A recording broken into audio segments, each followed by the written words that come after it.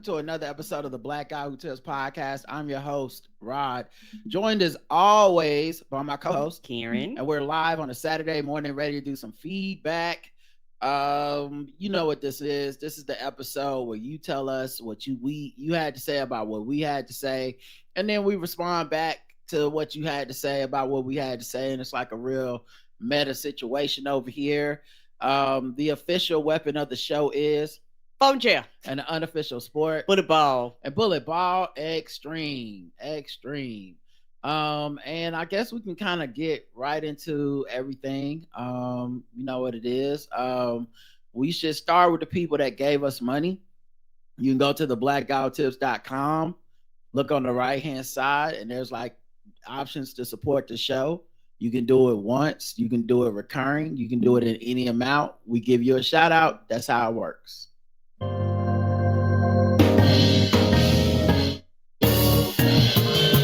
May I have your attention? You are now listening to Charlotte's own Rod and Karen. We welcome the good folks who tie to the Black Guy Who Tips. That's right. New cheddar, new letters. Michael Urban the Playmaker. Thank you very much. Waste Bees Basura. Allison H, Michael F, Mary H, Deborah O, Stefan H, Jonathan H, Jeff M, Corey B, A Early Daisy Photography, Marvin B, yes, Marvin B, J Full, Mako H, Nicole F, Michael W, Asia D, Chriselle B, Annie P, Annie, I hope you're okay. Okay, Annie, are you okay? Think about it. Tom W, Michael S, and lastly, David from Brooklyn. Shout out to everybody that put in on the show this week. We appreciate y'all.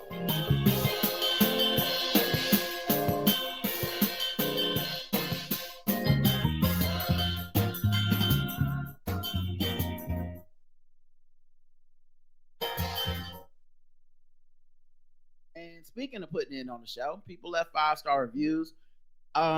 This one says it's from the 21st. I don't remember reading it, so I'm just gonna read it again. It don't matter. I just, this happens sometimes. This happens sometimes when we get ones, and I'm like, did we read these? I think we did, but I don't remember.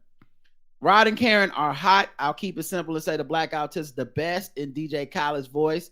Love and respect for Rod and Karen and the hard work and content that they do. So if you read this review, please like and share the podcast to everyone you know. Peace out. See you in the chat from Uncle B71. Thank you. Mm-hmm. We also got one from Losing Quick, who says this is a gateway podcast. That's right. We like drugs. Okay. Discovering the Black Guy Tips is like stumbling upon the ultimate gateway podcast, instantly transforming me from a casual passerby into a devout daily listener, a proudly contributing tipper. Yes, tipper. Let's go. And the owner of not one, but 2 thematic t-shirts.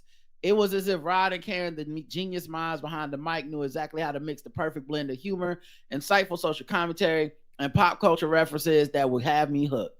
Their ability to turn even the most ordinary subjects into sources of endless amusement and contemplation has made every episode an adventure I can't miss. So here's a heartfelt thank you to Rod and Karen for the content that has become a staple in my daily routine, offering both laughter and food for thought in equal measure. The podcast hasn't just provided me with entertainment, it has enriched my perspective, making me part of a community I'm proud to support. Even if I jokingly say I need a support group for my blackout tips addiction, it's one habit I'm not looking to kick anytime soon, especially if it keeps delivering the same level of joy and enlightenment with each episode. Thank you, Losing Quick. Oh, that's sweet. That was a sweet, baby. Thoughtful, in-depth Made review. my morning. We appreciate that. We do. The Blackout Tips podcast is Splackavelli is the last one. Come on, Splackavelli. That's Roger's baby vocabulary word. It is Splackavelli. Y'all know that. Nature Boy says, my sister tried to put me on for years, but I was listening to sports podcasts and that filled my playlist. Finally, I started after she sent me the Montgomery Sweet Tea episode, and I have been hooked like a fiend looking for bass. I got these cheeseburgers for another episode. Come on, baby. Side note, Karen, I still want to say the taser is the official weapon of the show, and I just started listening. I feel your pain and anxiety every time the question is asked. I'm glad somebody does, because it's a hard habit to break, because it's been the taser for over a decade. I feel like it's getting better. It is. I am starting to remember, and sometimes I say it wrong, and I kind of course correct myself now. It's not as bad as it used to be, but it was a 1 in 4 chance before that it was gonna be right. Now it's 50-50. All right. Well, look, let's get into the podcast episodes. We'll talk about comments on each episode, the polls on each episode, and get into all that stuff. So I guess we should start with our feedback episode. Was 2878 cozy ass trees. Ann says, and beat Appia for the number 1 first commenter of the week. What? Yeah. Yep. Beat her by a clear almost 3 hours. Ann said, wow, that old news segment about people waiting for new Jordans was from the suburbs of Houston. The mall they were at used to be popular back in the 1980s. Can't believe my hometown is the Blackout Tips famous. Mm-hmm. Oh, yeah. Mm-hmm. Yeah, one of our favorite clips. Appia says, congrats, Ann, on the first comment. See, she was clocking it. Mm-hmm. Rod guessed right about the crime in my city you can read about on the Facebook site. I lost my dog. I lost my cat. It's mostly a bike is missing, a picking place full of garage after the youth had a party, or a loud argument between neighbors. The reactions are always also predictable. People say, the world is in it. In my youth, we always cleaned up, respected the elders, and we're just glad now to be allowed to live. This is the worst thing that ever happened. I still very much enjoy living here in our city. Yeah, it sounded like some Mayberry shit. She also says, in Germany, I absolutely can imagine someone coming up to you and saying you look better in pictures than you look in real life. In fact, I remember now, it happened to me before. When I was younger, I was a hot girl. A hobby photographer talked me into taking pictures of me. If you think in the process there was some shady shit involved in him wanting to date me, you are right, as I know this way too late. The pictures were good. I showed them to a girl I was loosely friends with, and she said, you look better in this picture than you look in real life. There is not a good way to answer that. You can't imagine the level of directness in Germany. People often say what they think. It's sometimes shocking, sometimes refreshing. Overall, I like it. When I was in the U.S. for the first time, I was confused by the fake politeness and how many things people claim to love. Okay, they were mostly whites who did that. You can't love everything. Well, Karen's one of those love everything people. Taking shots at me, Appia. Yeah, she represents that remark. But yeah, I mean, look, I've never lived in Germany. If you say it's like that, it's like that. I just think, not being from there, I would find something like that to be incredibly off-putting and rude. Like, keep that shit to yourself. And it's just weird that people don't. I mean, maybe there's people that like that, but that's also in America. There was a thing pickup artists used to do. It was called negging, and it was a way of hurting a woman's confidence in order to try to woo them. Like, if you mess up their self-esteem, then it's easier to get their attention and get them to somehow fuck you, supposedly. And that's the kind of thing you would say to neg somebody. You used to look good, but you don't now. You look better back then.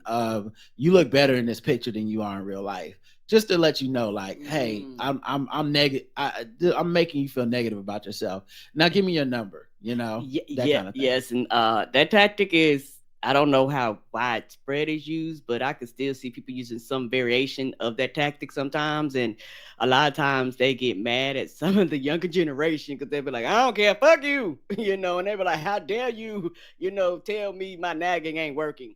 Right. So yeah, I think that's why I have a different connotation with that, because in America, I would say that is extremely frowned upon, and not just because of fake politeness. I think that there's a level of meanness with that directness, because it shouldn't really fucking matter what your opinion is, stranger, or you know what I mean? So anyway, EVE says I wouldn't stand. Oh, and also, I stand by what I said because you wrote in because you remembered those remarks. So obviously they did affect you. So whether you're from Germany or not, you didn't just go, well, that's part of our culture and it doesn't matter. No, they impacted you wrote in many, many, many years later to a podcast you listened to be like, yeah, this happened to me. So you remember it. Meaning that's not a good thing, I don't think. EV says I wouldn't stand in line that long unless they were giving away a bag of money, and even then that bag has to have at least $1,000 in it. So the poll was, let me check the comments on YouTube. Sorry, no comments for this one. All right, cool. The poll was, have you ever stood in a long line for an early release of something? 48% of our audience has, 52% has not. I have. We definitely have. For the Dreamcast, I'll never forget that. I've also stood in line several times at GameStop to get a game. I think I've been with you for the midnight showings. I think so. I don't know if you've ever gone with me, but I just know there's been a few times when you needed a physical disc, and the only way to get it was to reserve a copy from GameStop and then go out there. What I used to do when I had a job, I wouldn't do the midnight line because I would just wait until I got off work the next day, and I would reserve it so that it wouldn't get sold out, and then they'd be like, "Oh, we all out of Madden," or whatever. But yeah, a couple times, especially in college, I've waited in line for some things. And also music releases. I remember waiting in line for, I want to say Cannabis and Outkast. I definitely remember those two. I don't think I waited in line for a Mobilarity, but man, I was mad as hell when I played that out. Have you ever, the poll on Spotify, 44%, 56%. So 44% yes, 56% no. Let's look at the Q&A for Spotify. People babies gonna get ammonia was the quote of the show. Roger says hopefully they don't get bleached at the same time. Please don't. Alicia says that shoe connoisseur from the getmoneyboys.com sounded a lot like the dude from Cheaters that was in the Snow Bunnies with blonde hair, brunette hair, purple hair, and the double D's. Maybe it's that Texas talk. Cheaters is filmed in Texas for a long time. For a long time, down in Texas. Tayrell says, I regularly used to stand in line for various video games, game systems, and Amiibo. Hell, I still line up at the record store day for special edition vinyl. Oh, keeping the old recipes alive over there. Old school. All right, let's go to the next episode, which is 2879, Hospital Breakfast. There are 15 comments. Y'all have something to say about Hospital Breakfast, apparently. 15 comments. What the hell did we talk about? Ramsey D says, Rod reading all the acts on that old school flyer was the chef's kiss. 5 stars for this entire episode. Suave P says, oh, the way this podcast episode abruptly ended. Did Karen kill Rod? It wasn't enough that she went MIA during one of Rod's most vulnerable moments. Now this, why, Lord, why? Obvi said, this would be very disappointing. Let's see if there's a new co-host tomorrow. So when I first uploaded the episode, I don't know if I didn't wait long enough for the MP3 to process or what, but for some reason it uploaded like an hour 15 minutes instead of hour 40 minutes, however long the episode was. I did fix it, and you probably have to delete it and replay it, or something like that. Go out and go back in. But yeah, it's fixed now. But yeah, I got a lot of messages about this. My bad, everyone. Marissa says, when Rod said Karen wasn't there when he woke up because she was eating, I thought hospital wait can be hours. Honest mistake. But then he said the procedure was 30 minutes. Karen, now sis. I was hungry. I was. Ain't no reason to, we talk about, I tell the truth. I was hungry. TB says, I don't usually feel old, but I felt elderly when y'all didn't know who some of those bands were. Hey man, I mean, I'm no secret about it. I told y'all many times I grew up mostly listening to hip hop. Yeah, you didn't really when R&B. I don't know all the old school R&B and stuff. I know some of the major tent poles, but I don't know obscure stuff, and I also don't know stuff that like, oh, they had 2 hits, you know. And I don't feel too bad because I went on Spotify and them numbers wasn't in the millions. Like, y'all can sit up there and try to make me feel bad, but let's keep it real. Okay, some of them numbers had that little alligator sign on it. That mean not nobody listening. Not the alligator That sign. less than on that motherfucker. So less than 1,000 plays. Don't feel bad. Don't feel bad. Feel bad that the people ain't spreading the word. I guess the old people ain't got Spotify. I was doing a lot to help them groups reading that shit. There's a lot more. They probably got like 5% more listeners because of us. They probably did. You got some people right now that was like, hey, that don't sound too bad. Let me go ahead and get my credit card number so I can give my information over telephone. They might get an extra 15 cents from Spotify this week right? because of us. I knew somebody knew who them bands was. Apia says, longer walks rule. Yes, I'm so predictable here. And of course, when it really counts, it's centimeters, not feet, inches, bricks, snakes, chickens, or whatever else is using the U.S. for scale. That's hilarious. Pamela says, yes, episode cut off about hour 14 minutes in. Same result across all platforms. Glad to hear you doing okay, Rod. Glad you got a good breakfast, Karen, in that order. Shoe Booty says, Rod makes sure his wife is well fed with his tasty little meals he's always cooking. He is. He's under anesthesia for a few minutes and Karen's taking matters to her own hands. Honestly, can't hate on that. A girl's got to eat. Tommy D says, when the interviewer asked Musk about major advertisers not using Twitter, he straight up said, fuck them. What business tells their money flow? Fuck you. A genius, a very stable genius. Right. Mary says, I stand in solidarity with Karen. Miss Barnes says, same. And Suave says, LOL, and this is why gender wars are here to stay. Sad face emoji. That is a good gender wars. Thank you, Suave. You notice who's lining up on her side. You'd like people to have some integrity, but you know that's not possible. No. For some of the listeners. And if this show was the opposite, these niggas would stop. I'm canceling the Black Guy Tips. I'm not listening. I'm gonna be losing followers on Instagram and Twitter. They be saying Buddhist man. Right. Oh yeah, she was. I just needed breakfast and got lost. I figured she'd be fine. Miss Barnes said, keep in mind they come up with the pitchforks. Keep in mind the shoe will be on the other foot. I don't know why. Like, I'm not sure why y'all are encouraging this in a marriage that seems to be happy to y'all. I don't know why y'all can't just be like, you know what, that is messed up. And Rod wouldn't do that. But maybe we'll see when it's Karen's turn. And I'm going to the arcade down the street. You better go to the arcade. Why not? There's not an arcade on the play hospital premises. That was a cafeteria. The kids wing. I go in there with them little cancer kids and play some games. No, you can't randomly walk in there, adults. They need with some no people. Kids. They need some friends. I just tell them a podcaster wants to visit. I'm gonna help make a wish today. That ain't how that works. Since sir. I'm already here, 2 birds, 1 stone. Spend a couple hours with the children. That's not how that works. The Academy Award goes to, this from Miss Barnes, Rod Marr for most unnecessary dramatics at the hospital. Shaking my damn head. I wasn't dramatic at the hospital. I was unconscious. Remember? EVE says Queen Karen was hungry and she needed her grits. You can't take care of someone else and you can't take care of yourself first. I have one question for you, Rod. Did you die? Apia said, if it's the real Rod and not the bootleg Rod, aka Blod, I hope it's Rod. He was always so funny and smart. Otherwise, thanks for the memory. So now we got clone conspiracies going on. I got fake news out there. Oh, because Karen couldn't be bothered to support her husband in time of need. I do support you and love you very dearly. We got lots of comments on YouTube on this too. Oh shit! What about the YouTubers out? Damn. This is gender wars. Jinxful says, for those Drake fans who are confused by why Kendrick would diss him, they have missed the fact that these two have been beefing for 10 years. Ever since Kendrick dropped that verse on Big Sean's Control, where he named all his peers, including Drake and Cole, and said he respects them, but he's trying to be better than them. Drake took the competitive verse too personal, even though Kendrick said it wasn't meant to be. And then they traded jabs ever since. That following year, Kendrick had a very blatant Drake diss during his BET Hip Hop Cypher.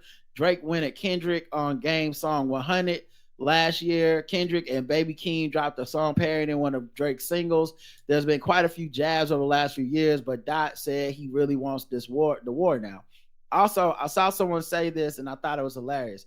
Every time Kendrick and Drake go at it, Big Sean loses. The first time, Kendrick essentially turned Big Sean's song into his song. This time, Big Sean dropped a pretty dope single that no one's talking about because of Kendrick. Yeah, I mean, honestly, it's in a way even Future and Metro kind of lost because that song is Kendrick's song now. It is.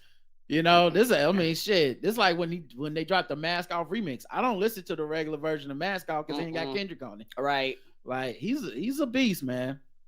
Shixby says, I had a colonoscopy a while back and my husband was tripping as well.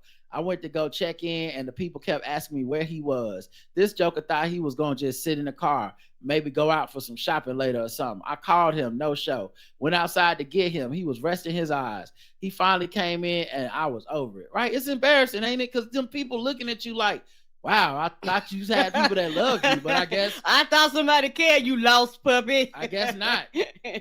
But you got to stay here. The fact, you know how bad it was that they let you leave? They let you go to the parking lot because they were just like, this is crazy. They must have let you get dressed and everything. The man in the room next to me starts coding people be dying in there and shit. And you just in there by yourself. My nerves were shot, but that propofol got in my system. I was in the best. It was the best sleep to date. I see why Michael had Conrad at his bedside, all of that dang prep all week, and they told me it wasn't clear enough. I was so annoyed. Let me schedule another one. Oh, wow. Maybe Karen can show my husband where the cafeteria is. Oh man, that's messed up. You did all that prep and it still wasn't good enough. That sucks. That's why I was so nervous about the prep. Right, Roger was like, everything on the list, I'm doing exactly as they say. I ain't eating nothing extra. I ain't doing nothing extra. I told you, I freaked out when I realized it was a little bit of potato skin on Chick-fil-A fries. I was like, no, like this, you will not be the fucking reason I gotta do this twice. Right? He peeled them shits off. I know. Psycho Music says, shame on you, Karen, leaving Rod like that. You're eating breakfast trying to go on tour with Confunction while he's suffering. this Confunction was not there. This almost sounds like a Gender Wars episode love show. I mean, I never blamed it on her being a woman, although we all know the undercurrent is if I did that shit, all these people would feel the opposite. The pitchforks would come out. some of y'all are consistent. I respect the consistent people that are like, yeah, Karen, that was fucked up, you know, because y'all have integrity. The other motherfuckers, you can't trust them worth a damn. They just like, does it have a vagina? Then that's the side I'm on. Okay, that's how you end up co-signing Azalea Banks and shit. No, I'm not that bad. Jay Houston says, I recall a story about a certain Messiah that went into a garden to pray and his whole crew fell asleep and couldn't keep watch for him. Later, he was arrested, and from there, it was downhill for him. I'm just saying, it could have been worse. Karen had me at, see here, sir, and just like that, mouthy little kindergarten girl, Karen was adorable and totally not to blame for getting lost in that confusing hospital. It was confusing, baby. Maybe next time you could give her a bag of breadcrumbs so she can find her way back in new surroundings. Well, she wouldn't have been able to because she left the trail of the breadcrumbs where it would be. She went to the motherfucking to the cafeteria. She didn't even. How you gonna make breadcrumbs for different floors? You are always so well prepared. I'm surprised you didn't factor that possibility in. 3 laughing emojis. Oh, Jay Houston. My mom says, oh no, she kidnapped the driver repairman, take her ass straight to jail, set him free. I know, yeah. That woman was crazy as hell. That poor man. He was just like, ma'am, I can't do this. She was like, oh, word, clank, clank. She was like, either you under warranty or this shit under warranty. Somebody's gonna honor this warranty. And my mom also said, only Queen Karen gets lost in the hospital. The hospital banner was great. Queen Karen got to eat. Yep, she do. Yep, she do.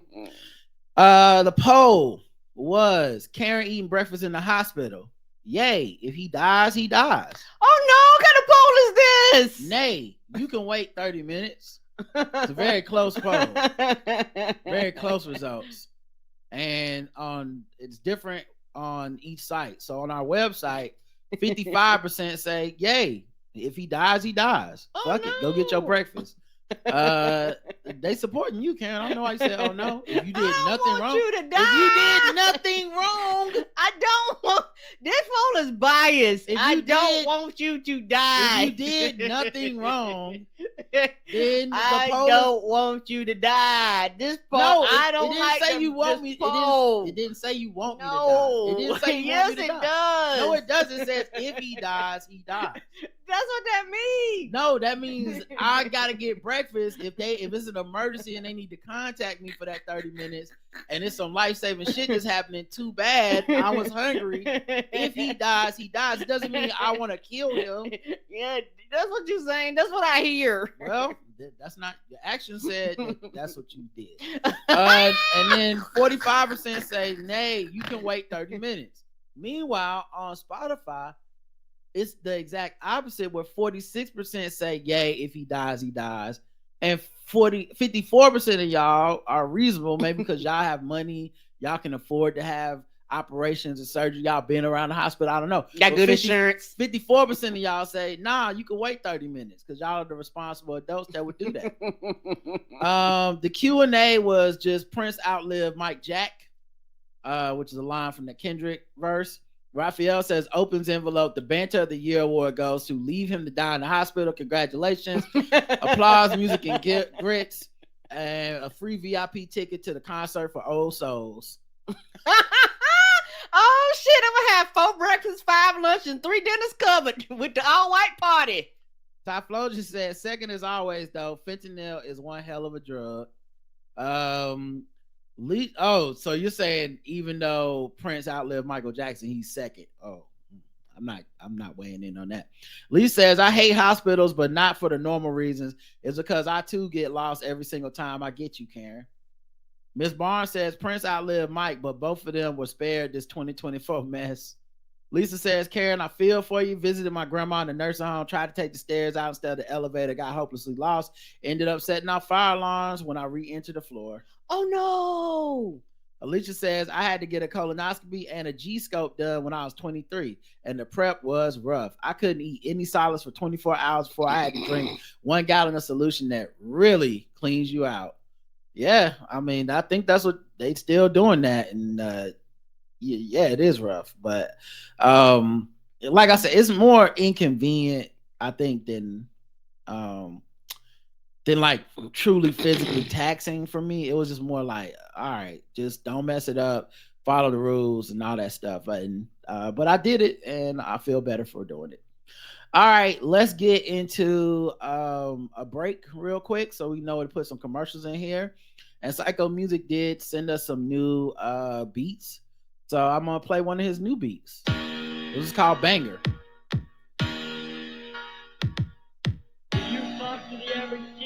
Of today, and you ask them what it is about music that they like, and the first thing they'll say is the beat, the beat, the beat,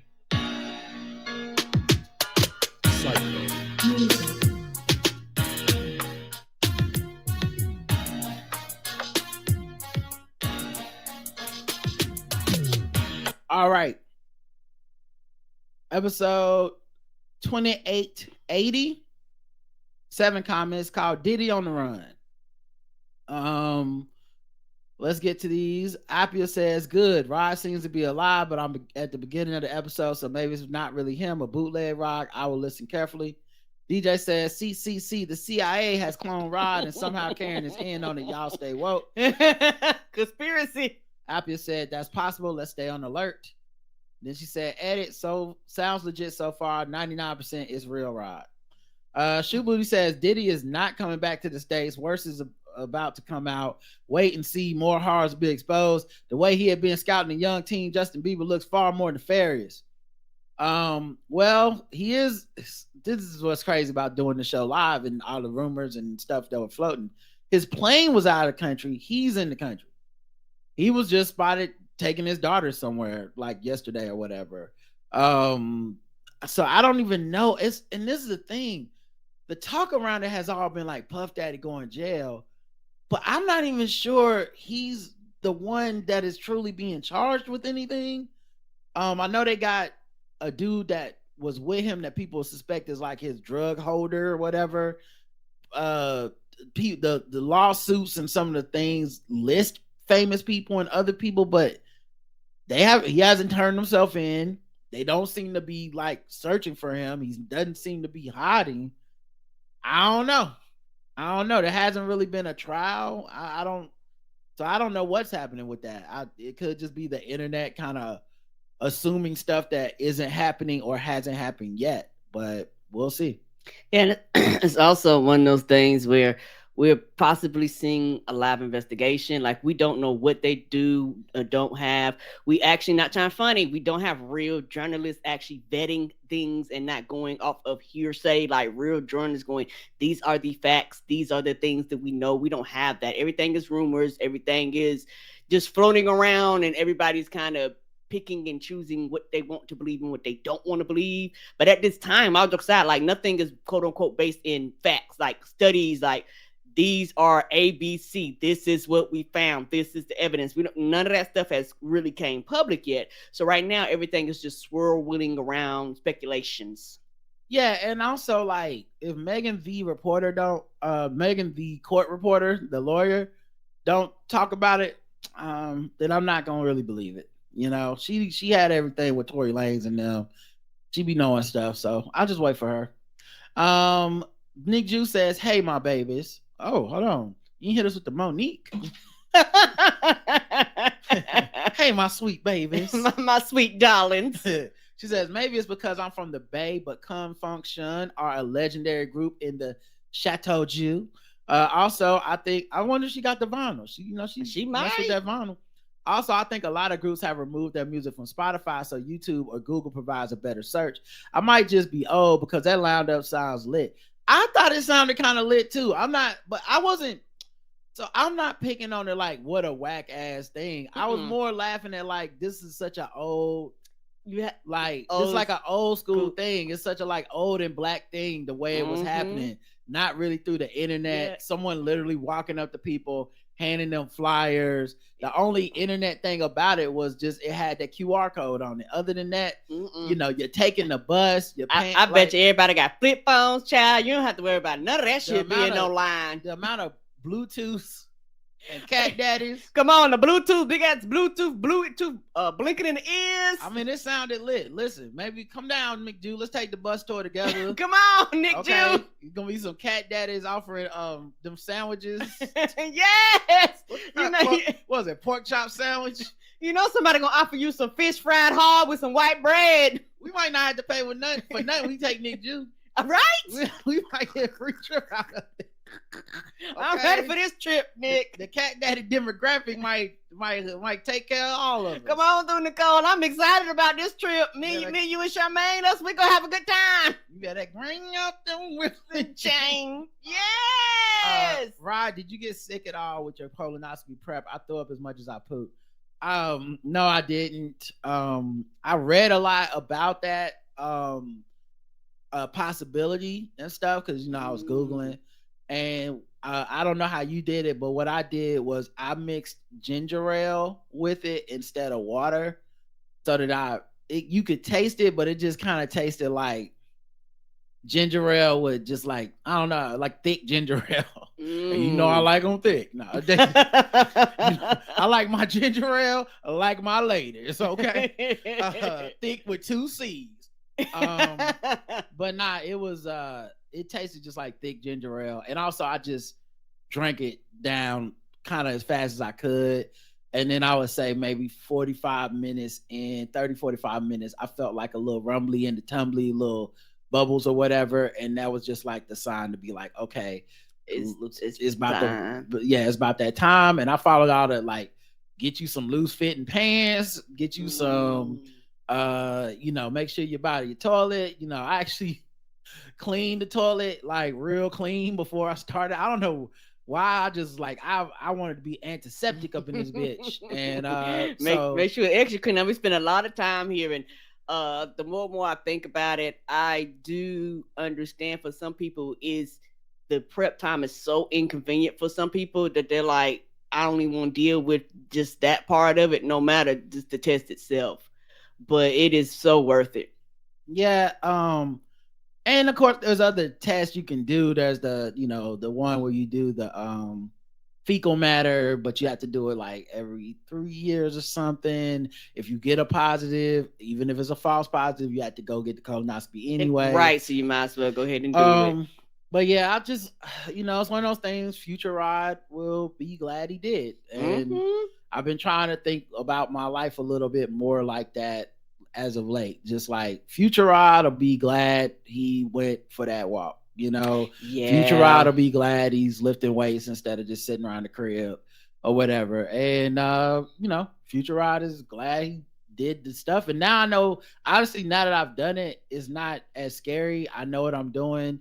The doctor said I did a good job with prep and stuff, so that just makes me feel like, okay, cool. Yeah. If I have to do this again, I can do it. Right, and I'll be prepared for it. Right, and when Karen has to do it, I'll know, how to help her. And thank you. I'll know to go get a big old breakfast while she's under anesthesia. I just know to go, take her to the hospital. Do what I want to do. Just go one floor up. That's all, and just come one floor down. Go several floors up. Nope, just one. One. Why go to that cafeteria? That's where they got all kinds of special cafeterias. I want to go where the doctors eat. EVE says whatever Diddy. They probably got a doctor's lounge in the hospital, like we had teachers' lounge in school. They I'm gonna go hang out with the doctors, see what the surgeons up to. They're gonna put you at that place. EVE says whatever Diddy's being accused of, he did that shit. Kellogg's is late because Black people been eating breakfast food for dinner, but they apparently made the whites big mad because now I've seen hundreds of TikToks of people making their own cornflakes and Rice Krispies. Oh, really? Wow. I don't be knowing what's gonna make people mad. It's clearly just a fucking commercial campaign. I can't believe they got. Well, he missed the cereal, so he like, far as he's concerned, eat cereal for breakfast, lunch, snack, dinner, cereal. That's literally the campaign. That's such a weird. It's like getting mad at Sprite for being like, drink Sprite. All right, like, what the fuck? I can't drink water. Hey man, it's a commercial, not a fucking. It's not a demand. I am Mr. Sprite. All I'm gonna promote is Sprite. They're not lobbying the government to make Sprite the official drink of America. It's just a fucking the official liquid. Yeah, just shut the fuck up. Anyway, but yeah, that does make sense. They would be mad. Plus, people probably just want to flex. They know how to make cornflakes. I saw that Black woman everybody was mad at on TikTok that takes I don't know where she finds the time, but she finds the time to make shit from scratch for her family to eat. And I mean the basic shit. Like she made cornflakes from like the ingredients, baked them, broke it into pieces, and made cereal that way. Like it took hours and hours to make it. Yes. As opposed to, traditional buying some fucking cornflakes. Right. And she can do that.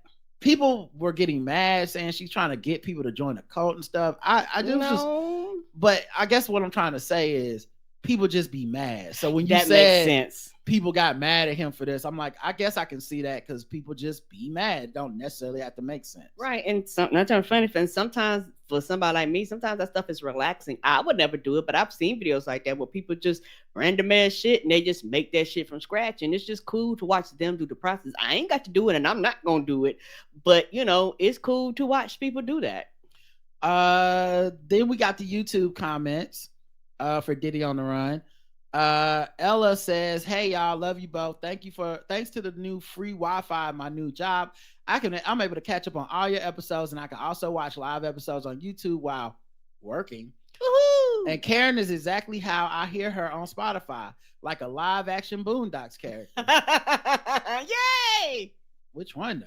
I mean, yeah. That depends on which Ruckus? one. I don't want to be Uncle Ruckus. Is it Huey? Is it Grandpa? Can't be Uncle Ruckus. Is it Tom? It's not Tom, is it? Is it Tom? I hope not. Is it a pimp named Slickback? So many questions. Which one? The side character? So I'm also a big fan of Higher Learning Podcast with Van and Rachel. But like so many folks, I'm getting frustrated with his apathy towards voting, his flawed logic concerning that matter. After 4 to 5 years of listening to Van, I just chalk up his ideology to his neo-Black militancy in regards to civil rights. People like him think it's beneath them to have to vote in order to see progress. They believe voting is a version of playing the white man's game, and they feel true freedom can only be achieved by power. That's why they keep raising the bar for Dems. But this is where I see the BS in his logic. He will never push for drastic measures. Ask guys like him or Charlemagne these two questions. 1, when has voting ever set us back or hurt us Black folks? 2, when has not voting ever helped us? Right. Very valid questions. Yeah, and like I said, y'all should write into them and let them know how y'all feel. Because I don't think I've just, like I said, I've seen this show before. Not him, but I've seen people do this. We're podcasters. We're giving our opinions. We have egos. We're human. People write in. They say stuff we don't agree with. Stuff we thought about, but just disagree with. Some of it trolling, some of it being contrarian, some of it just legitimate disagreements.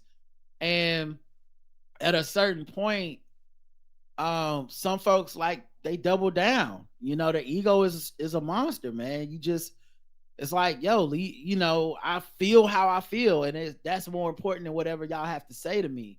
And maybe that's just where he's at in life. Maybe other things are happening. You know, I can fall victim to this too. I think we're all human and we're all bumping into each other out here. And ultimately, I try to go back to a couple of things, but the main thing being like we all just got one vote, and however you choose to use or not use it is up to you.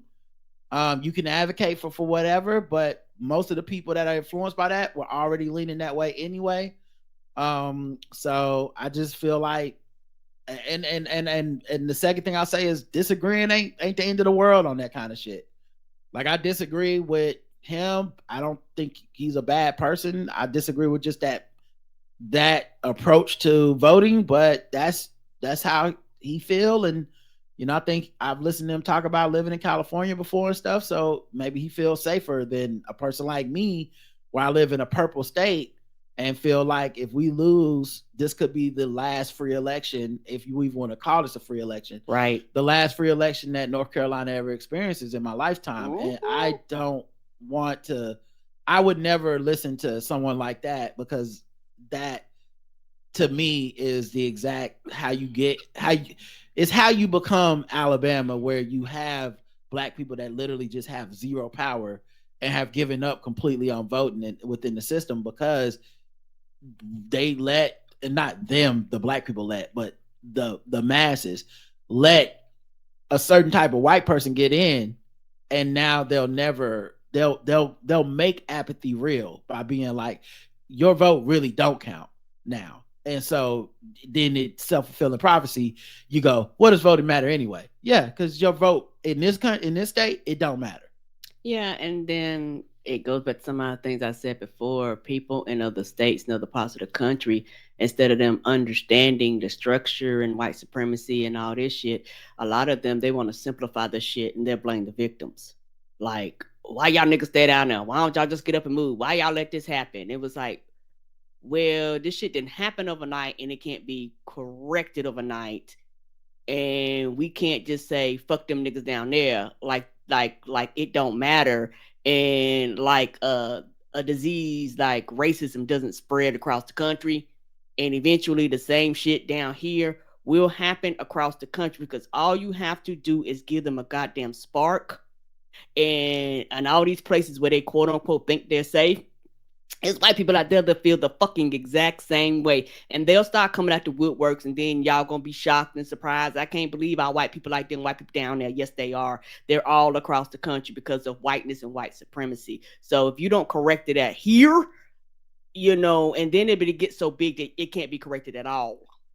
Also, like, I mean, I just don't find it to be that smart. Y'all have written in what, you know, your points of view, or what about this talking point or whatever. And I just feel like we've addressed it at every angle and every turn. And I'm sure he feels like that for his show. Like, I've addressed all the points that could possibly be against my point. So you just got to take it as you're listening to this show. This guy doesn't agree with you on something.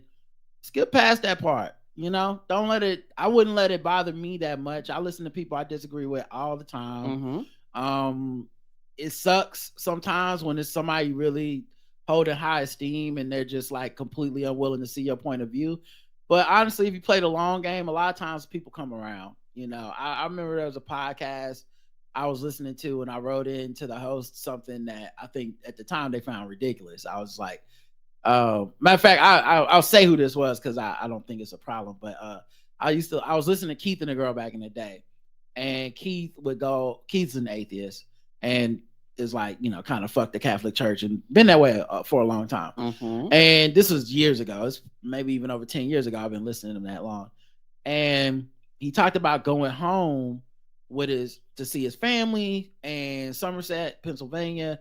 And of course, one of the things they wanted to do was go to church, and they wanted him and like his fiance and friends to go with them and all this stuff.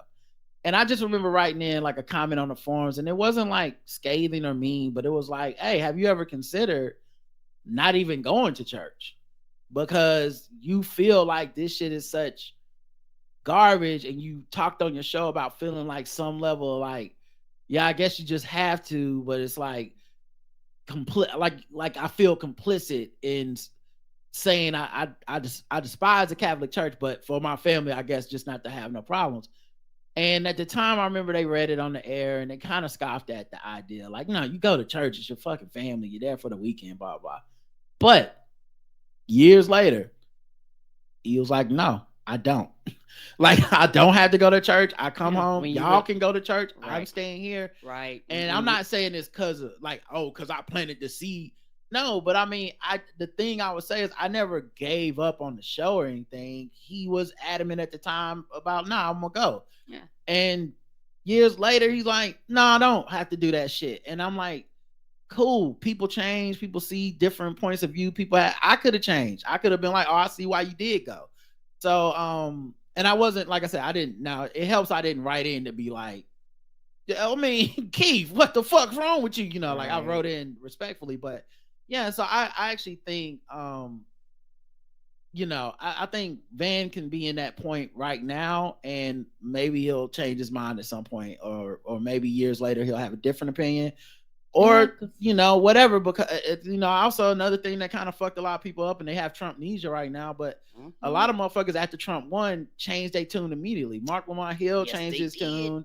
What I can't remember my other man, Eddie Glaude. Like a few people had some wake up calls. Like, okay, I might have been on some bullshit. Maybe he'll be one of the people. I don't know. Yeah, because a lot of people was on the illusion was quote unquote how bad could Trump be? They was like Trump can't be that bad. That quote unquote is all the same bullshit when they were like, oh nigga, this all ain't the same, and like this is really the down was lower than I could have ever imagined, you know, type of thing. And that's where that course correction come from. Some will acknowledge that they're wrong and apologize. Some won't. Their actions will just change. And the last thing I'll say is this: the Republicans aren't inevitable. The way that our media, and especially our social media, has gravitated towards anxiety, negativity, and cynicism, our side literally could be winning and is winning, and we treat it like a loss. It don't make sense. We're always looking for the sky to fall and for the worst outcome. And if you go back and historically look at a lot of these people's projections and what they've been saying, they've been wrong for a while now. The Republicans haven't won a popular vote for a presidential candidate in forever. Like they've won through the Electoral College, but they've lost the popular vote. This is a minority rule situation. In the states they win, they do it by subjugating the black, young, and brown votes. You know, the poor vote. Like they this is not a fair fight that we're fighting, and because many people don't recognize that, they don't understand we're still winning. And I don't just mean the popular vote. I mean these motherfuckers are losing seats.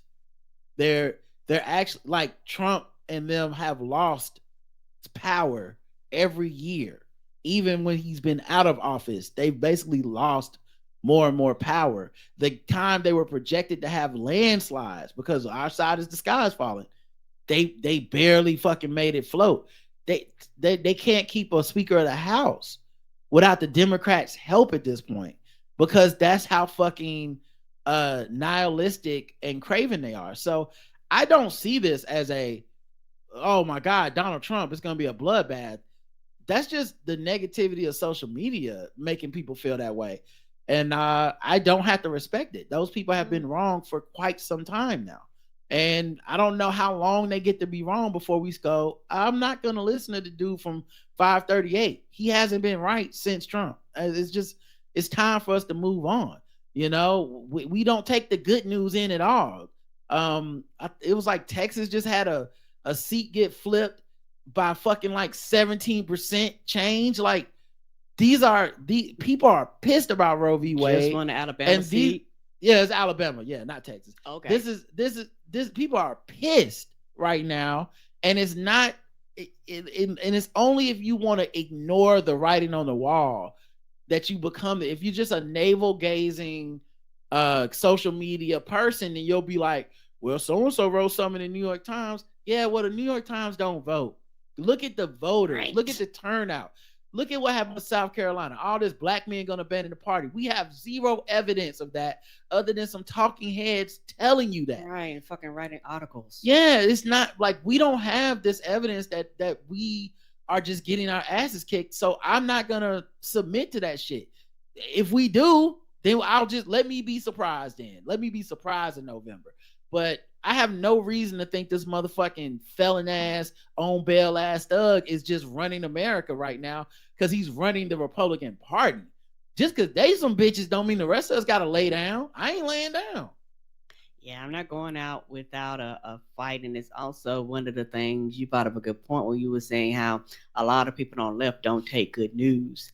And not trying funny, it's very frustrating on the left too. Y'all don't take facts either, because they can come out and tell y'all a list of things that Biden has done, a list of things that his vice president has done, a list of things that the Democratic Party have done. Like, they can come out and tell you these are facts. Like, nigga, this is law. Like, what the fuck are you talking about? And you still have people go, what have you done? And blah, blah, blah, blah, blah, blah, blah. And you're like, oh, okay. You come to the point where you go, I can't listen to y'all. Y'all are stupid. And I believe in taking wins. If something happens and we won, nigga, we won. Now I'm like, okay, and what do we do next to actually solidify these things? What can we do next to actually push forward? What can we do next? It's not we won. Okay, and what have you done for me lately? It's like, well, bitch, I just did something 3 hours ago.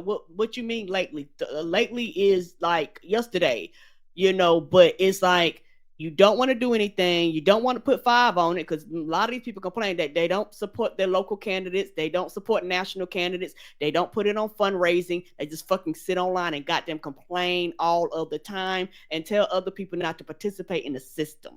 And for me, sometimes it can be very frustrating. Yeah, I also think a lot of these people have egos and they're just scared to look foolish. They're scared to be wrong. They're scared to put something on it. They're scared to be attached to any ideology that they can be called on. And saying go vote and saying, yeah, I'm going to vote for a Democrat, and saying Joe Biden's doing a good job are all things that people are afraid to deal with, because they know people are going to hit them with unfair critiques and take them out of context. And I guess what I'm saying is, I'm not scared of none of you motherfuckers. The other thing is, Republicans are leaving office saying they're not going to be running for re-election. Right. And part of it is them going, because we gotten too crazy with Trump. Okay, some of them maybe, but I feel like if you was that kind of person, you would have been talking years ago. I think what's happening is Trump and his daughter are in control of the money for the RNC, and motherfuckers know they not fitting to get that campaign funds, that trickle down that they typically get when someone's running the shit professionally. Ronna McDaniel is out, whatever Trump daughter name is in, and so they like, let me just bounce, because I know y'all not fitting to fund me in my shit. So I get good luck to the Democrat that gets this seat, or the crazy right-wing Republican that runs for my seat. Right. And a lot of these seats are not the kind of seats a crazy right-wing Republican would win. So we may be back in business on the Democratic side, but once again, that sounds like what? Good news. And don't nobody want to share that news. Instead, we want to sit around and act like, well, Biden's gonna lose no matter what. So I don't submit to that. Nope, all right, I refuse. Let's see. Next comment was, increased minimum wage ain't gonna change anything with hiring. McDonald's got automated locations already. To Smart Dave. Yeah, I would love to see an inside look at those automated locations, because I seen like the kiosk in an airport or something, and I was like, is it really what they said? And there's a machine making a burger, and y'all are getting, like, there's not a person in there operating anything, and that's all it is. I would love to see if that's what's happening. I have a feeling it's not, but I would like to see what's actually happening. Yeah, and I was just saying, I would like real journalism, somebody to actually to go and investigate and actually find out what happens in this shit, because not trying funny, and not all the time, but sometimes I feel like it was like the AI with the writer strike. They just tell people shit to get people scared and get people to panic. Like tomorrow they're gonna replace all the humans. That shit ain't gonna happen. And even with this, guess what? Somebody got to be there when the shit break down or the shit malfunctions. Somebody got to program it. You got to have some IT person there. Somebody, living human being has to be present.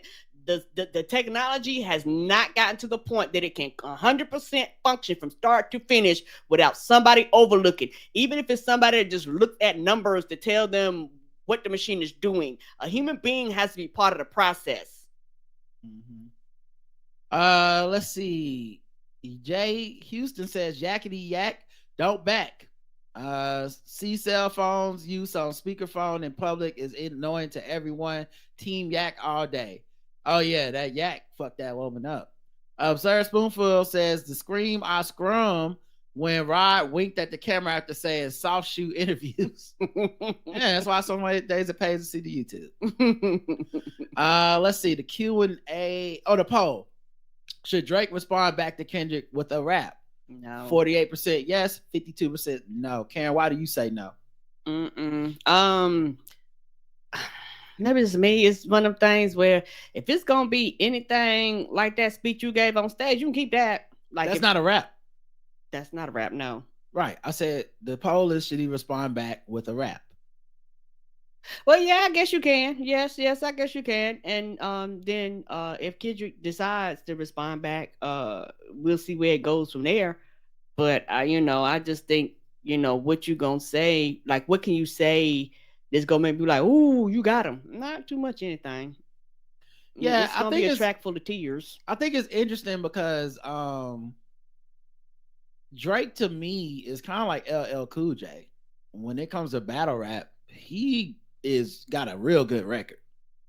Like, other than Pusha T, he pretty much destroyed everybody by coming back at them, and he keeps it funny and still kind of vicious.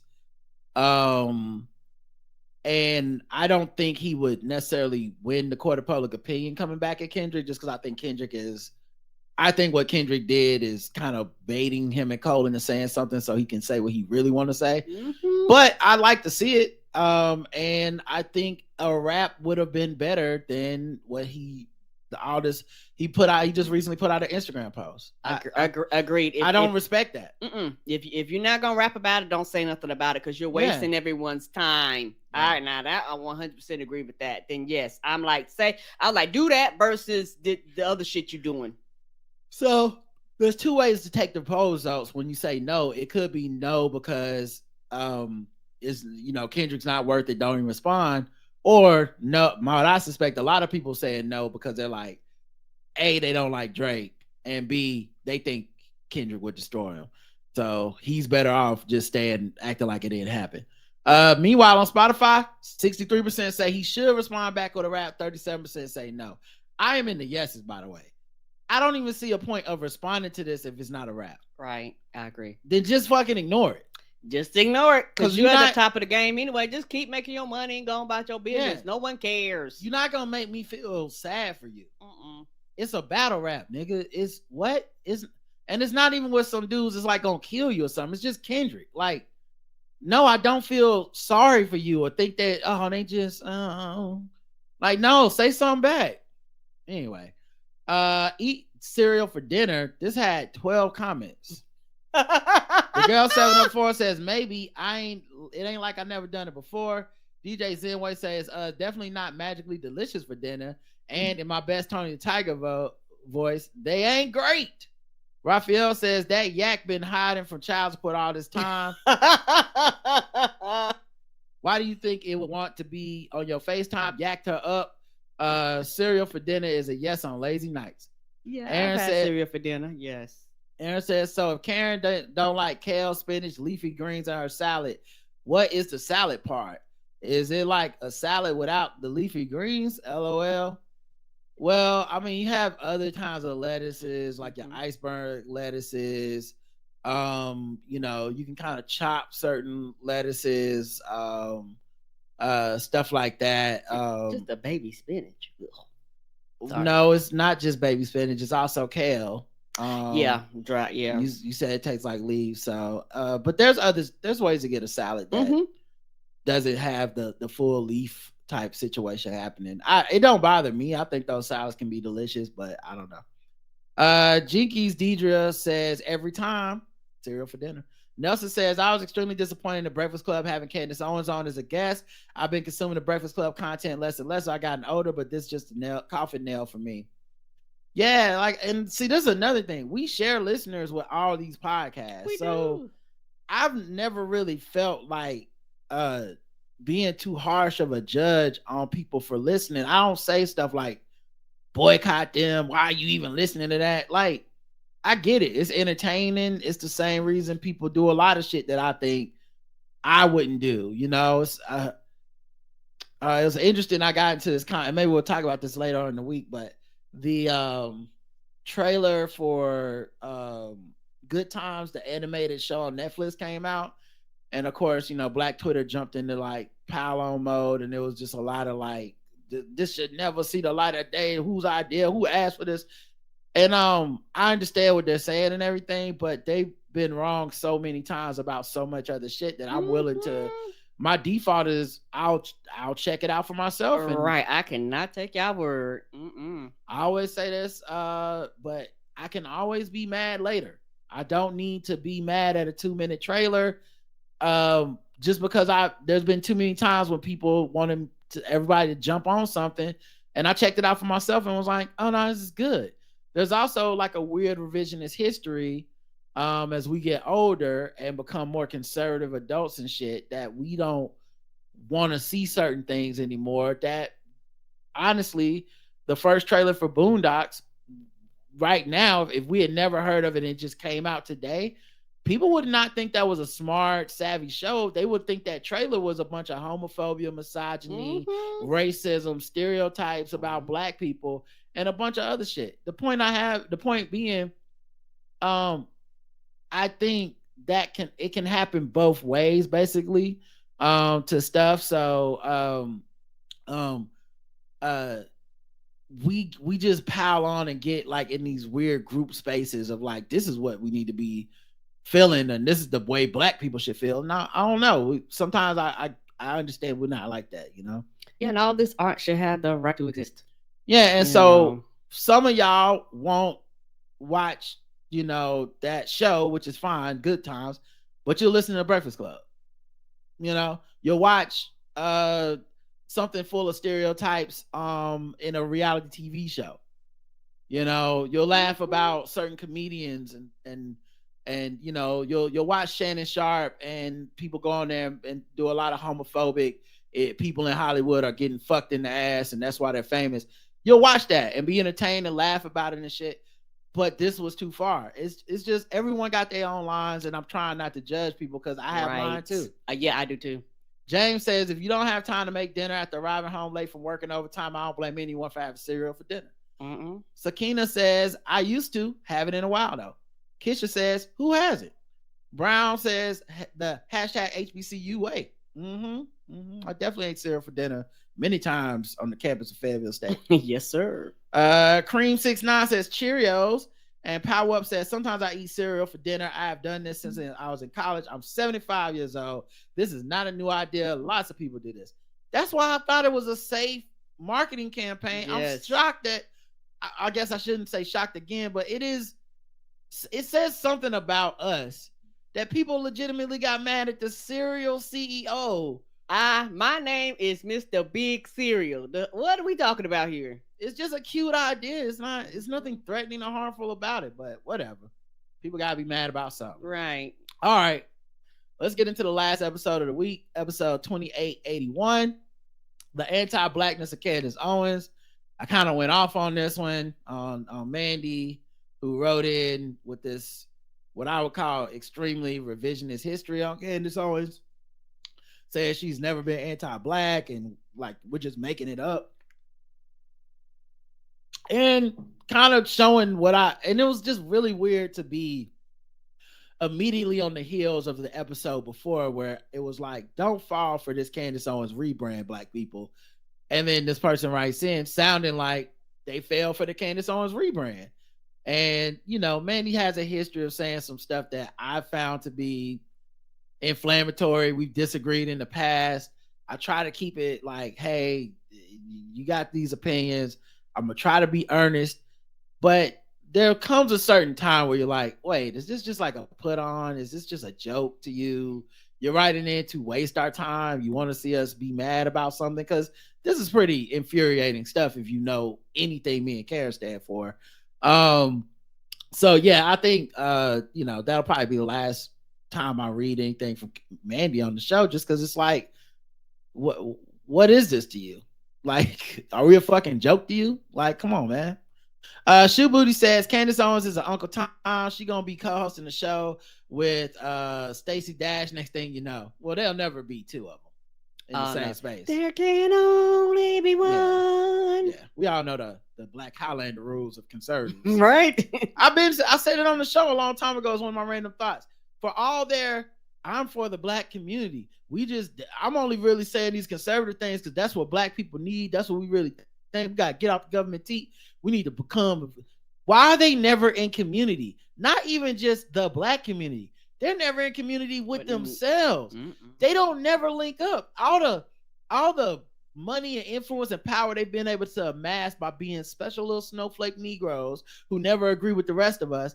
Why have they not started their own network? Why are they always waiting for the white man to hand them an opportunity to be mediocre and be a DEI hire? Right. Literally the definition that they talk about. Why do they want to be the affirmative action hire on Fox News, OAN, the Daily Wire? Why aren't they ever launching their own shit? Why aren't they ever being separate? Why aren't they ever getting validation from the black community they claim to love and support so much? Well, how come black people don't keep you afloat? I can look at my bank account. I can look at our income from this podcast and go, I don't know. Seem like black people fuck with us. We've been able to be relatively independent simply off of black dollars and black people and the black shit we say and people that like black people and fuck with black people and let us say what we say. You will never look at our thing and be like, oh, it's 99% white people supporting this because no niggas fuck with you. Right. Abia says perimenopause is extremely different in each woman. Even in white ladies, the variation of symptoms is huge. I know women who suffered a lot. Asked my mother, she said she hardly had anything. Few hot flashes, maybe like 5, and at the 52, the period just stopped. The end. I hope now it will be similar here, as the other hormone and pregnancy stuff was very similar to hers. As for now, I have nothing yet, at least nothing new. Some mood swings are not really new. First, you have it from puberty, then the stress of the university, then regular stress of being alive, pregnancy, kids, periods. So many reasons to choose from. And as I mentioned, I was born in 1978, so before Karen starts with the being old, I will always be older. Sorry, Karen, your old friend, Appia. By 1 year. Shoe Booty says, I have no idea what to expect or when. I never got that talk from my mom. She didn't go through regular menopause since she had an emergent hysterectomy in her 40s. Both sides of the family took that weird, we don't talk about that approach to bodies and changes. I'm going to get to menopause and still have imposter syndrome of being an adult. EDE says, the person who wrote in about Candace Owens can't be for real. You can't say anti-black shit for years and not be anti-black. They clearly wrote in to antagonize you. And EVE would know. I got to take, listen, I don't always agree with EVE, but I will take her opinion in being an expert on writing in and trolling the show. Candace isn't even slick because she'll never go on a show where she's asked thought-provoking questions or questions that require more than one brain cell. She is forever a clown.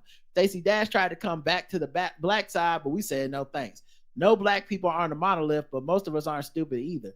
Yeah, you also can't use not being a monolith to be fucked up, because I don't believe in that. Right. Like part of me saying black people are not a monolith and have autonomy is that black people must still deal with the consequences of their choices. That is true. That is what freedom is. That is what equality really is. If I'm letting you hide behind marginalization to be fucked up or be, whatever, because, hey, we all black and we just need to accept that, I don't feel like I'm doing you no favors. And if I don't do that shit for black men, no one's getting it. I'm a black man and I don't do that shit for quote unquote us. It's like, oh, I beat women, but I'm a black man. Emmett Till. No. Go to fucking jail, Don't nigga. be beating on people. Yeah, like why? What? That's not how that works to me. You don't get to get a pass. So no, you can't be against the people and then be like, but I'm one of the people, right? Y'all can't say nothing bad about me. No, get the fuck out of here. You can't come in my house. It was so heartbreaking to hear about the bridge collapse because that is truly a huge fear of mine. I get super anxious driving over bridges. I can't imagine the fear of the last minutes of those people's lives. But it also exposes how reprehensible some people are. The first thing some people did was say that the mayor of Baltimore was a DEI candidate. Yeah, racist people. I saw that.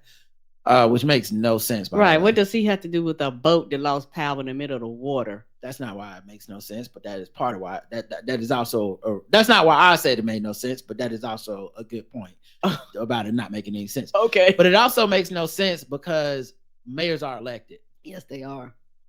So DEI was supposed to be their way of saying unqualified people are getting jobs because they're being placed in them because of lower qualifications that only can be exposed by when you see a not white man in a position. Clearly, that is a DEI situation because only white men are qualified to have every job in America. And when you say that about an elected position, what you're saying is the N-word. I saw a black person, and the word that comes to mind is DEI. And before that, it was woke. And before, like before that, it was CRT or whatever. Like it's just, it's just racism. I guess that's the new N-word, and that's why I can never take Kundis seriously because she was co-signing the exact same rhetoric just weeks ago. Yep, it's just crazy that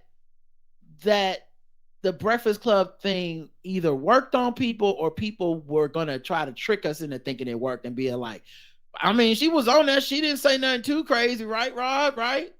And I'm like, no, I don't need to watch that soft shoe interview. Now I'm doing it by not on purpose. It's Freudian. I don't need to watch that softball interview to know that she is that they're gonna help her rebrand. And you're supposed to go, she didn't horrifically offend me for an hour. Maybe she's not that bad. And some people are dumb enough to fall for that. I'm not one of them. Sandler Agnew says to the woman who had a problem with Anthony Mackie telling her no about wanting to chat with him, look, man, leave that man alone and be happy you saw him because that's the only attention you're going to get. I got a couple of moments of having celebrities in my vicinity. 2016, Peter Weller was coming out the entrance and I was arriving at the Fort Lauderdale Comic-Con convention. I thought about talking to him, but luckily I had a cooler head about it and decided if I'm going to meet someone of his stature, has to be inside that convention center, not outside, where I can easily exploit that man. Not to mention, like, the Comic-Con thing is interesting because they do get paid for those meet and greets. So like he's there doing business. Yes. He's not even there in the capacity of just I'm Peter Weller, famous guy, minding my business.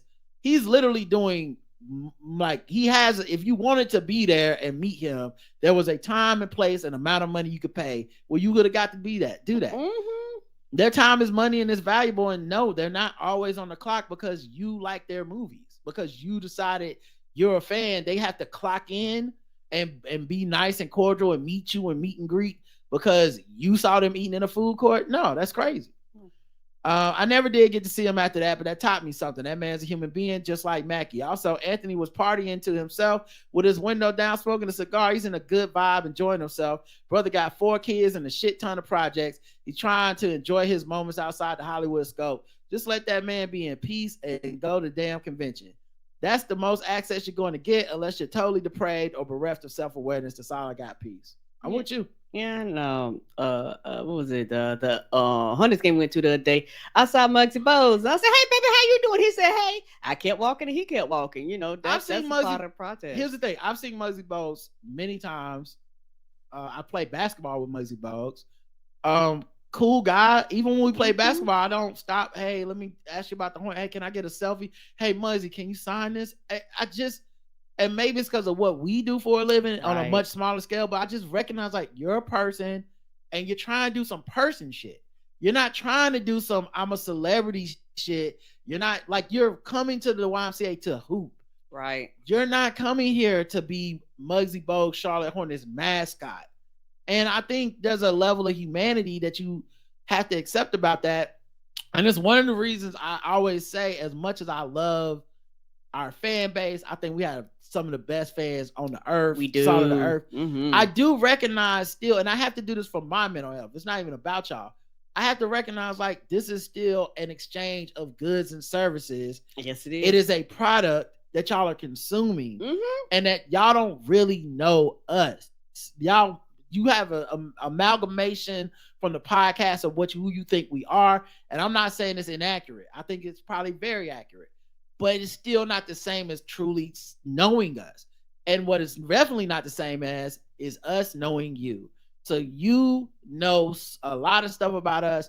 We don't necessarily know a lot of stuff about y'all. Right. So if you saw me in the mall for some reason and you ran up on me, you're still a stranger running up on me.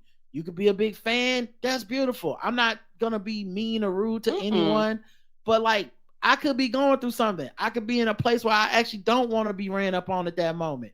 I could be in a place where I'm like, not here. You know, I could be in the library and you run up on me yelling. You know what I'm saying? It could be. It's not always as mean as people try to make it seem. And normal people, if they did this, it would be fine because we just wouldn't be putting the shit on TikTok. Right. It'd be like, oh, I walked up to this person and they said, not right now. I'm not running to my car to be like, this motherfucker, I can't believe. We'd be like, well, I guess that person didn't want to talk to me. That's it. You know, shit, I wave off people all the time. They'd be like, hey, brother, can I borrow? I'd be like, hey, no. And then they walk off. One thing I can say about our fans are very respectful and things like that.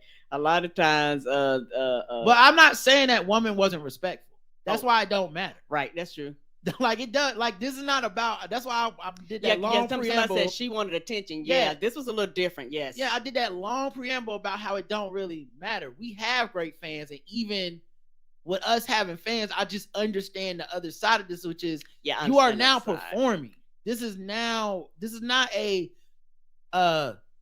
like a friend ran up on you, and we do a job where y'all reasonably can feel like you know us. He don't. He is a dude in a costume playing a role. So you know even less about this nigga and you're running up on him because you like the way his movies are. That is a little bit weird. And I can get why somebody like that, you might say you're cool, but who word we going off of? Your word. I don't know you. And it doesn't really help that I'm a cool person. He should have been friends with me. Is you ranting in your car for 2 minutes.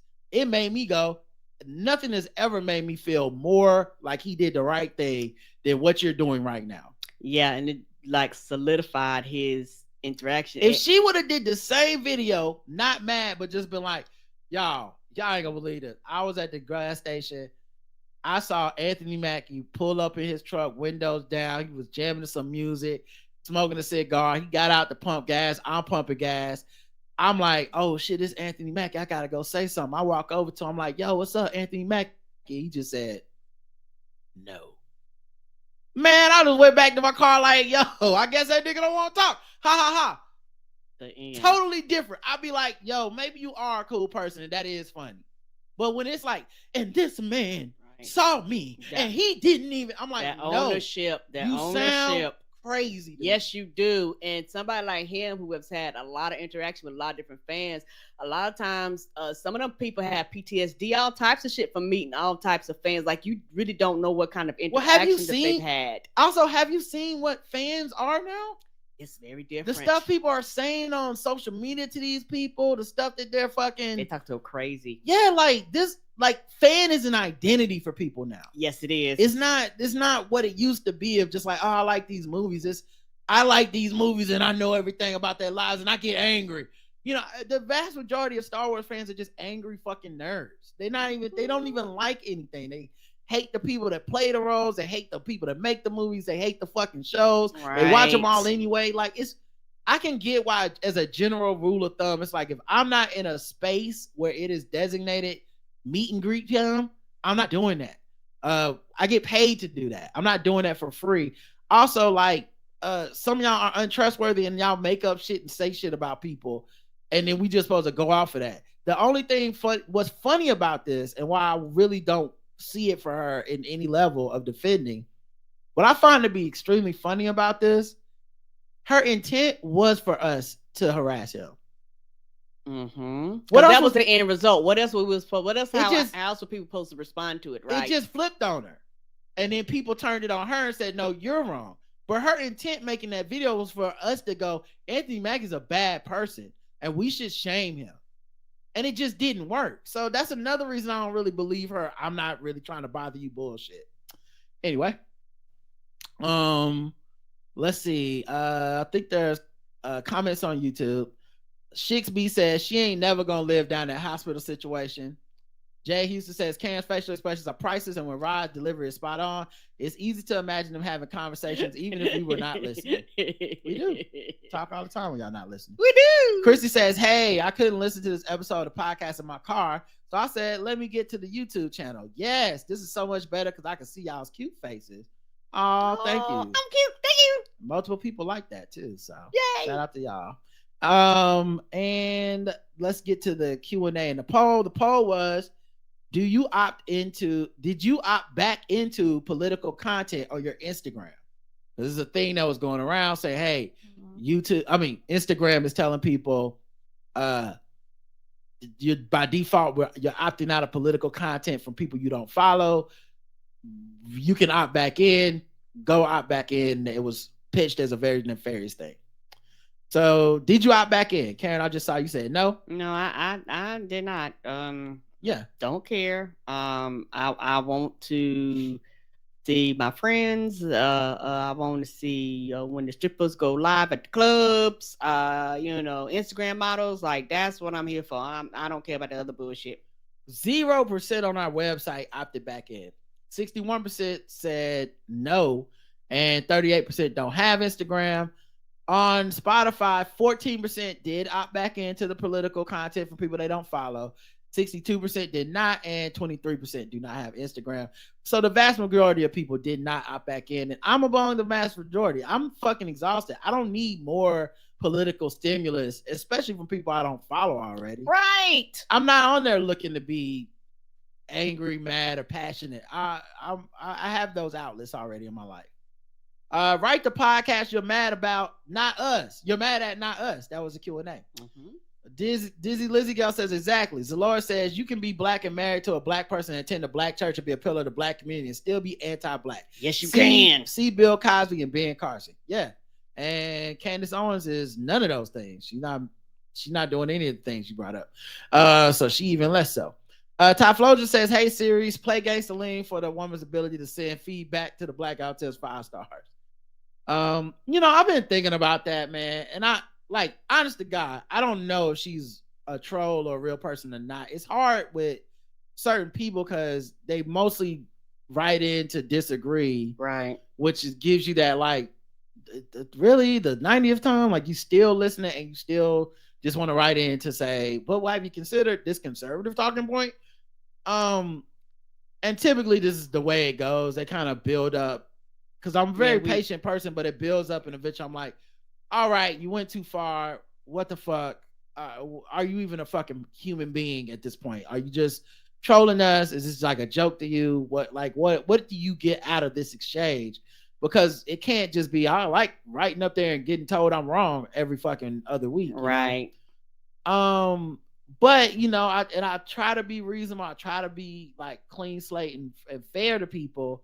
Because sometimes Mandy writes in and I'm like, all right, that's your point of view. I don't disagree with it. Or, right. Hey, you made a good point this week. And I try to call balls and strikes. But I think the Candace Owens thing a day after saying, don't fall for this, is such beyond the pale. And it feels like direct trolling. Maybe she was behind and she hadn't heard that episode or something. I don't know. But it feels like a direct, fuck y'all. You know what I mean? I don't know how else to put it, because it's how we think, what we said, and we've covered Candace Owens on here for years. And so I have an encyclopedic memory of the shit she said. This ain't just you wrote up about somebody where I'm like, I never heard of her. I wonder what she's about. No, I know what she's about. So it's almost like you're trying to gaslight the show. You're trying to say we don't know what we're talking about, or or you're just hoping we don't remember all the shit she did. But either way, it's like, are you even listening to us? So I've thought about it for several days. I do feel like I let my frustration get the best of me because I really didn't want to go off on Mandy like that. But at the same time, I don't feel like I said anything that I necessarily regret. like I feel like I regret how I said it, but everything I said was, to me, was facts and accurate in how I feel about it. So and she hasn't written back in since then or whatever, and I don't know that she writes back in. I would ever read anything she said on the show again, just because I find it. I'm not as angry as I was reading that shit now, but I do not know if that's a real person. I would need some proof of life shit. Like, show me a picture, show me your social media profile. Are you even a person? Because we've had people write in and pretend to be people and just troll, and you're like, and use multiple accounts. I don't know what you get out of this, but I'm not getting anything out of it. It's a waste of time, you know? Agreed. Raphael says, before writing to the Blackout Tips with alternative facts, Venmo me $50 and 50 pounds to proofread your stuff and send it to the right podcast. If Candace gonna be excused and y'all got money to burn, I'll help, unlike Candace. Yeah. I know one thing. If you fuck with Candace Owens, you can never, ever, ever come for me. Because you'll take anything. You know, it's like a motherfucker being like, yeah, I ate some chitlins, but I'm not gonna eat this filet mignon. Like, nah, nigga. You don't get to have opinions. Come on now. No, you don't, because there is a difference. Bird Buller says, people are now addicted to stridently verbalizing back and forth arguments that only happen in their minds and being angry when the target doesn't follow the script. It's exhausting to be roped in, to be honest. Yeah, I don't know exactly what that's referring to, but yeah, I hear you. I don't know if that's referring to her writing in about Candace Owens or what, because I don't remember us ever saying any of that shit with Candace Owens, and that clearly seemed like that woman was upset. Mandy was upset with how the Breakfast Club handled the interview, which I can't imagine anything further from my fucking point of view than the Breakfast Club or Candace Owens. Like, yeah, it's his own genre. Yeah, why and what would writing us have? What would that affect? I don't even get the point. Yeah, what would the end results be? Right? Yeah, we don't listen to Breakfast Club, and we also don't fuck with Candace Owens. We wouldn't have Candace Owens on in the first place, right? And whatever thing they did to her that made you feel like it was unfair, right? Them niggas, we didn't do it. Alicia says, at first I defended JL. He's a biracial darling. But after this episode with all the strays, I'm starting to think he did something. Hell, the JL jinx might just be karma. It might be. Oh no! You can't rule anything out. That's what I say. All right. All right. We got some voicemails to get to, but let's play some more music first.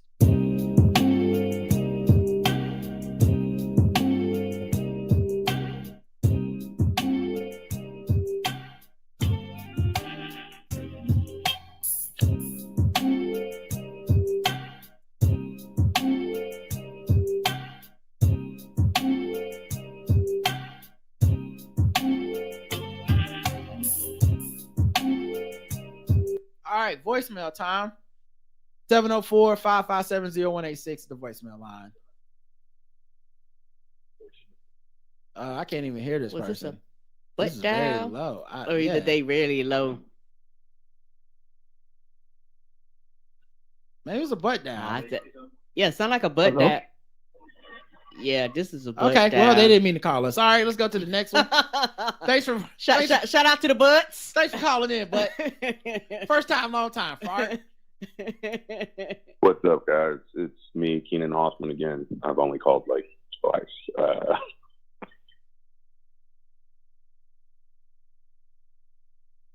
Oh shit! What is happening today with these voicemails? Basically, sorry, my kid is starting to talk. Basically, I'm here to talk about the Kendrick thing.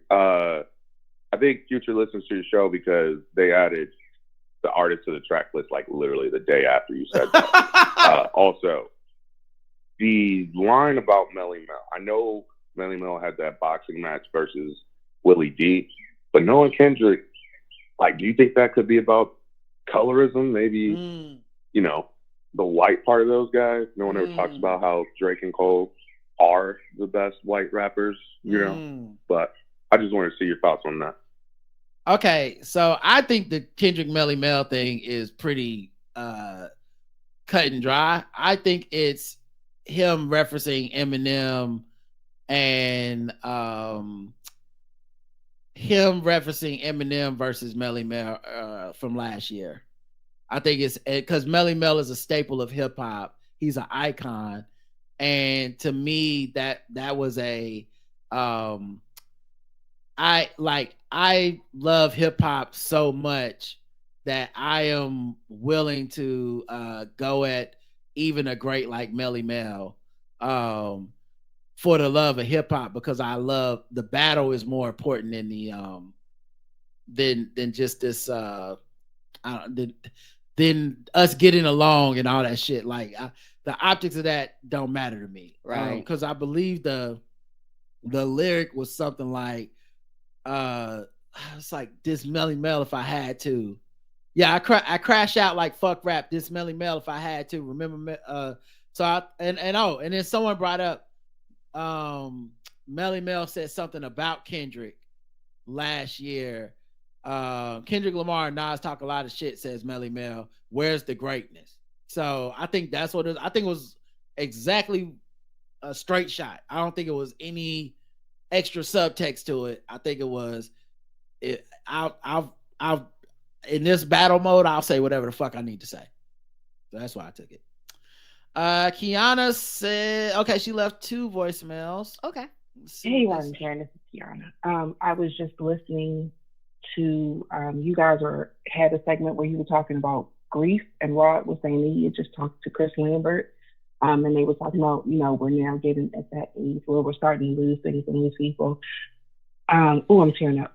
So during the pandemic, I lost maybe 10 or 12 family members, but of those, I was close to really about 5 of them. My dad was the one who sticks out to me the most. And I think the hardest part for me when my dad died was like, the world did not stop.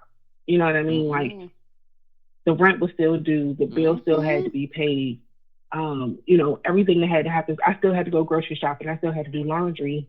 And that, like, part about, like, you don't get to interrupt your life to just grieve is so hard, because not only do we not really have an American culture, like any traditions or customs around grief, but we also got capitalism on your back. Like, your parent died, your husband died, your child died. Okay, you get 1 week off work.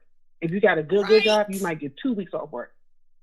But we need you back at this desk. We need you back in the factory. We need you back at the whatever. Sorry for your loss. Take these flowers. Take a couple of days, cry, feel better. And in the midst of all that, you still have to plan a funeral, which is a huge emotional undertaking, a huge financial undertaking. Right. And it's just like, we just don't really have any room to grieve in this country. And it makes me sad for us, but then I also think about older people like my granddad, who I lost my granddad last year. And it's like, he was in his 80s. Before he died, he had like a 2-inch thick stack of funeral programs, because he was at the age where all his friends were dying. He was one of his last friends to die. And, okay, I'm gonna wrap it up. I don't know what that kind of grief is like for older people. And in my job, I work with older people, and we have a lot of programming. And the vast majority of my new people have told me that they recently lost a spouse and they needed something to do. And that's why they signed up for my program. I think just in general terms, we do need to find some ways to like support people through grief. But very much like y'all, I don't really know what that looks like. I'll come to your house. I'll sit with you. I'll cook for you. I'll come to the services. I generally, when I find out somebody lost someone, I reach out and, you know, give my condolences and just say, like, ask how can I support? But after that, it's really murky, because people handle grief differently. So anyway, I don't want to take up any more of your time. I love y'all. I hope y'all have an amazing week. And That's it. Bye. Thank you, Kiana. And yes, I think since we've done that episode, my uncle has passed. That was he was in some difficult straits health wise as of late. And I'm glad that his suffering is over. Me too. He fought so hard to be with us and to stay with us. He meant a lot to me because he was funny. He always he thought I was funny. He always, because I'm not a gregarious life of the party person when I show up and stuff. And he pulled in my ear, pulled me to the corner, or talked to me about sports, or he always had like some conspiratorial take on everything sports, which is always funny to me. And I don't mean like the earth is flat shit, but just stuff like you know why Tony Romo, you know what happened with him, right? Or something. And it would crack me up because I it's like he believed it with his whole heart, and I'm just like, there's no way that's real, Uncle Allen, But at the same time, it was adorable and harmless and funny, and I would go down the path with him, like, okay, so then, okay, if Jerry Jones did that because of this, then what about that, And I remember one time he gave me a ride to college in his big rig. I want to say you went with me, but maybe, I did. Okay, yeah, you went together. Because he's a big rig driver for a while. He's just a stand-up dude. And people used to say we look alike, so there's a lot of people that were like, that's his daddy. I'm like, that's my uncle. You weirdo. But yeah, he looked just like he looked like literally an older version of you. But yeah, I would see him as the family holidays and gatherings and stuff like that. I saw him a few times at like events because he also, brother kept a job. This man kept a job. I remember he used to work like security and stuff for the Panthers for a while. And I remember a couple times I saw him there. One time I was there for a work function at this job I used to have. They did that thing where they had a company suite, and I got to go to the company suite to watch the game, and here's my Uncle Allen walking me up to the thing. So I love him. I'm gonna miss him. I don't know. It's just we're getting older. We're losing people. It sucks. I had a aunt that passed that I wasn't as close with on my father's side, but I believe that funeral is like today. It is. It's today. Yeah. We sent flowers and everything. But I think we're getting older and we're just gonna lose people. And like I said, I have a newfound respect after these last few years of just people that have dealt with loss, older people, and how they reconcile with losing people and losing things and of course eventually being one of the people that is gone, but yeah, so I think that's why my mind was on that, and I appreciate the people that reached out. I said a little something about it on Facebook, but I appreciate the people that the condolences and all that stuff. But yeah, there's no blueprint. I don't know the right or wrong way to think to talk about this stuff. I don't know the right or wrong way to grieve. I don't know the right or wrong way to support people. There's no manual, and yeah, and that's the thing about, and different people pass at different ages and stages in your life, but particularly when you get older, like you say, it's just a part of the process of you living.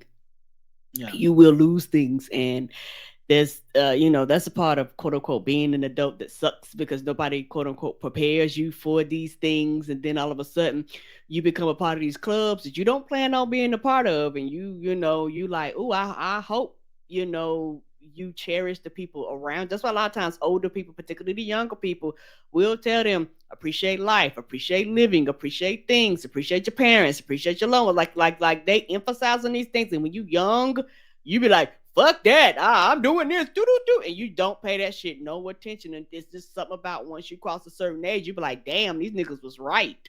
Yeah, I'm just gonna try to concentrate on the positives and the good memories and the good times. Mm-hmm. And I don't mean that in like a denial of grief. I think it sometimes I it'll bring tears to my eyes, and sometimes it'll be a smile, and sometimes you're on cruise control. But I've never been one to shy away from the fact that I can have emotions. I know a lot of dudes kind of frown or just have been felt the pressure to frown on that, especially in public. Mm-hmm.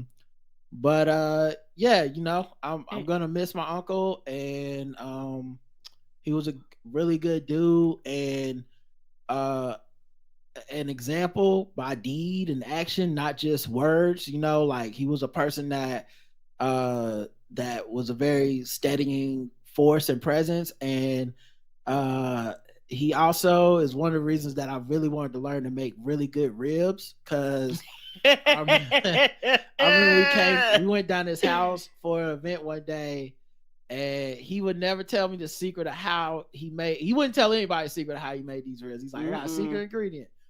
But when I tell you these ribs was falling off the bone, like I could have ate nothing but the ribs, and I was just at like, what you do to these ribs? Um, and he did tell me how he made the ribs, so I hopefully I can at least pass on the tradition of being the uncle that got some good ribs, because I do pride And your myself socks and on sandals. my ribs, so that's a good thing. Yes. I'm sorry. No problem. And also, I think for me, I just similar to the person that called. I'm like this. I'm like a support team when it comes to things like this. I'm like, whatever people need to make them feel as comfortable as possible, because it is a process. And the thing about it, it doesn't go away overnight. It doesn't go away instantly. It's something that you have to learn how to deal with. And I do agree that, in particularly in this country, we do need longer periods of time to actually grieve. Because the thing about grief, like the person said, because of capitalism, not only are you going through funerals and things like that, you know what you're also doing? Closing bank accounts, calling credit card companies, calling debt collectors, like doing all these things to let and sending death certificates. Like, it's not as simple as this person died. It's like, Well, also the grief part of it is everyone's different. right. I'm a person, I like to be busy. I know some people are like, I need just time to sit and think and be by myself, and I get it. I know people that like it completely like breaks them in a way of like, I can't function, I can't do anything else. I'm gonna have to go through, the nailing and the wax. I might have to go through the whole thing. And yeah, I've typically been like, all right, let me get my mind on something else, because I can't do anything about this. And when that grief comes, whenever it does hit, I stop and make time for it. I don't try to like, I'm a power through this shit. Like, I'm not in denial. All right. But it don't hit me in the, man, I can't do nothing all day today. I just, no, it's I went to the gym yesterday. We went to the Hornets game, like, and also I just think a lot of people, and I know for me myself, when I'm not here, I do want my loved ones to continue living, having fun and shit. I'm not saying don't think about me at all, but like, I don't want it to be some crippling pain that motherfuckers can't go on. I want people to continue to live and exist. And I would think that many of us feel that way. And so, yeah, go through, mourn me, be real with yourself. Don't go into denial, but yeah, live your life, man. That's, cause they was living their life when they was here, So, all right, we got one more voicemail. Hey, Rod and Karen. I just want to let you know that I super love the show. And Rod, I know I've been kind of down on you in my comments from YouTube. You just went in too hard on Karen, in my opinion, but that's just my opinion. So anyway, I wanted to let you know I appreciated Thursday's Karen Hunter show, where you just really stood on business about defending your need to watch the Good Time show. I love it when a person stands on business. You guys have a great holiday. Keep doing what you do. I'm a new fan, but I think I'm going to be in here for the long haul. So thank you very much. Yeah, and honestly, I mean, I went on Karen, but it's playful going in. Yeah. And I noticed y'all didn't say nothing when she roasted my mustache. So I guess we all have our blind spots, don't we? Everybody love to protect the Karens in your life, don't Isn't they? that interesting? We didn't get a They go single hard for the Karens. voicemail for her roasting me for my shaving incident. Okay, something I couldn't help. Y'all was keying. Y'all thought it was beautiful and funny. You gonna get these jokes? Okay, I had to walk around in public like that. Yes, sir. That's probably why Mandy felt comfortable emailing last week. She said, "Oh, this She brother seen half a Republican now." She seen that upper lip. Candace Owens ain't never did nothing wrong. She said, "Oh, okay. He ready to hear the truth." But nah, that's the only person that wrote in. Maybe Mandy should write in more often. She actually sees me and cares. She seen that I had Republican upper lip and was like, I can make that move. Y'all, the rest of y'all faking funk. fake as hell. All right, we got a bunch of emails. Let's get to these. Okay. I'll play another one of the new beats. This one's called That's Nasty. Psycho.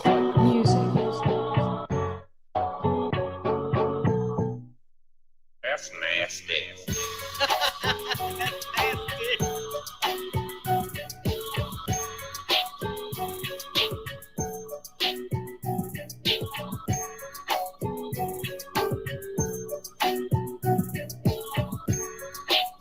I'm not gonna lie. When I saw the title, I was hoping it was a reference to Cleveland Browns. That's nasty, but I thought that's too much to hope. I'm a big fan of the Cleveland Browns show. Yes. One One of my favorite shows.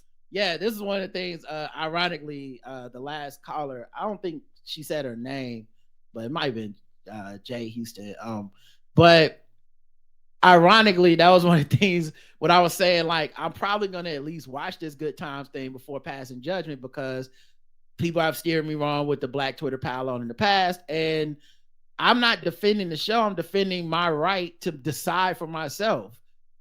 I don't even understand what's threatening about that. Right. Like, I get it. Everyone's on the same page. They decide that, blah, blah. I watched Them. I thought Them was one of the best TV shows I saw that year. I thought it was very smart and very well done. And I get it. Y'all can't watch it. You can't stomach it. Cool. That's why I get to decide what hits play in my house. We got a podcast. I'm just telling you my opinion. I'm never on here advocating that any of you do anything. So I'm just telling you how I'm doing it. So, but that, that, and there's been plenty of other things too, where I'm like, Swarm, they tried to assassinate Swarm when they just heard the idea. Swarm was one of the best performances, best shows I've seen in a long time. Even that Mr. and Mrs. Smith, they was wrong about that. Mm-hmm. They routinely are wrong. That's all I'm saying. So why would I ever let the group think of Black Twitter run me out of anything? Like, I'm gonna at least see for myself. Y'all could be right. I can always come back and be like, damn, they was right. Shit was whack. Or y'all could be wrong. And a lot of stuff, especially comedic stuff, is not what it seems in the trailer. It's just hard. Because you don't want to give away punchlines and all types of shit. Yes. And I'm not saying that's what this show is, but I'm just alluding to, if a show is a smart show, it is almost impossible to truly make a trailer that gives you the same hit that you would get from watching it. Right. You know what I'm saying? That being said, also, I think Seth MacFarlane is like one of the producers or something. He's not a Black person. I love the Cleveland show. I think it's very funny. Cleveland show's but hilarious. I also think it's a white man's idea of Blackness and references and stuff like that. Not necessarily the end of the world, not the worst thing in the world, but I just always go in recognizing, like, I don't look at the Cleveland show as like the authoritative take on Blackness and Black animation. And I also don't have a problem with it existing. Me either. I love just, that show. It's just a thing that exists that I find to be amusing, but would not, if someone was like, give me some definitive Black shit, I'd be like, that ain't it. And the last thing I want to say on this is this. I'm never going to give any one TV show the power of this is the depiction of blackness to everyone. No, it's not. There's much more black content made by black people with black actors and everything than ever before in any other time in Hollywood history, period. We have more of that now than we've ever had. Even with shit getting canceled. You know why shit get canceled? Because it was existing. It did. There was a time where this shit didn't even exist to get canceled. Right. There was a time when Bill Cosby was black people in America's father because it wasn't no other black shows on for years. No, it was not. We're not in that anymore. So if I want to go watch a different type of interpretation of black characters and blackness, I can do that too. And also, it would be nice if sometimes we shared those things instead of just retweeting and sharing this a billion times. Who knows how many millions of times that trailer has been viewed now? When Hair Love has a TV show based off of Hair Love, the short, that now is a actual like, oh man, this is a show you can watch. I ain't seen nobody talk about this shit. You know, I also remember when they did that shit with the this Hair Love show is a ripoff, and that black girl lost that job. Like, I am always resistant of the internet pile on, and I'm gonna be okay with that. Like, I'm okay because I can always be mad later. So I'm gonna always forever be a little bit skeptical of the internet pile on, because why the fuck do you need everyone to be on the same page on this shit? It's something weird about that. You know, especially when it's not like, there's so many other things to me that are much more consequential than a fucking TV show that motherfuckers will defend tooth and nail us not being on the same page.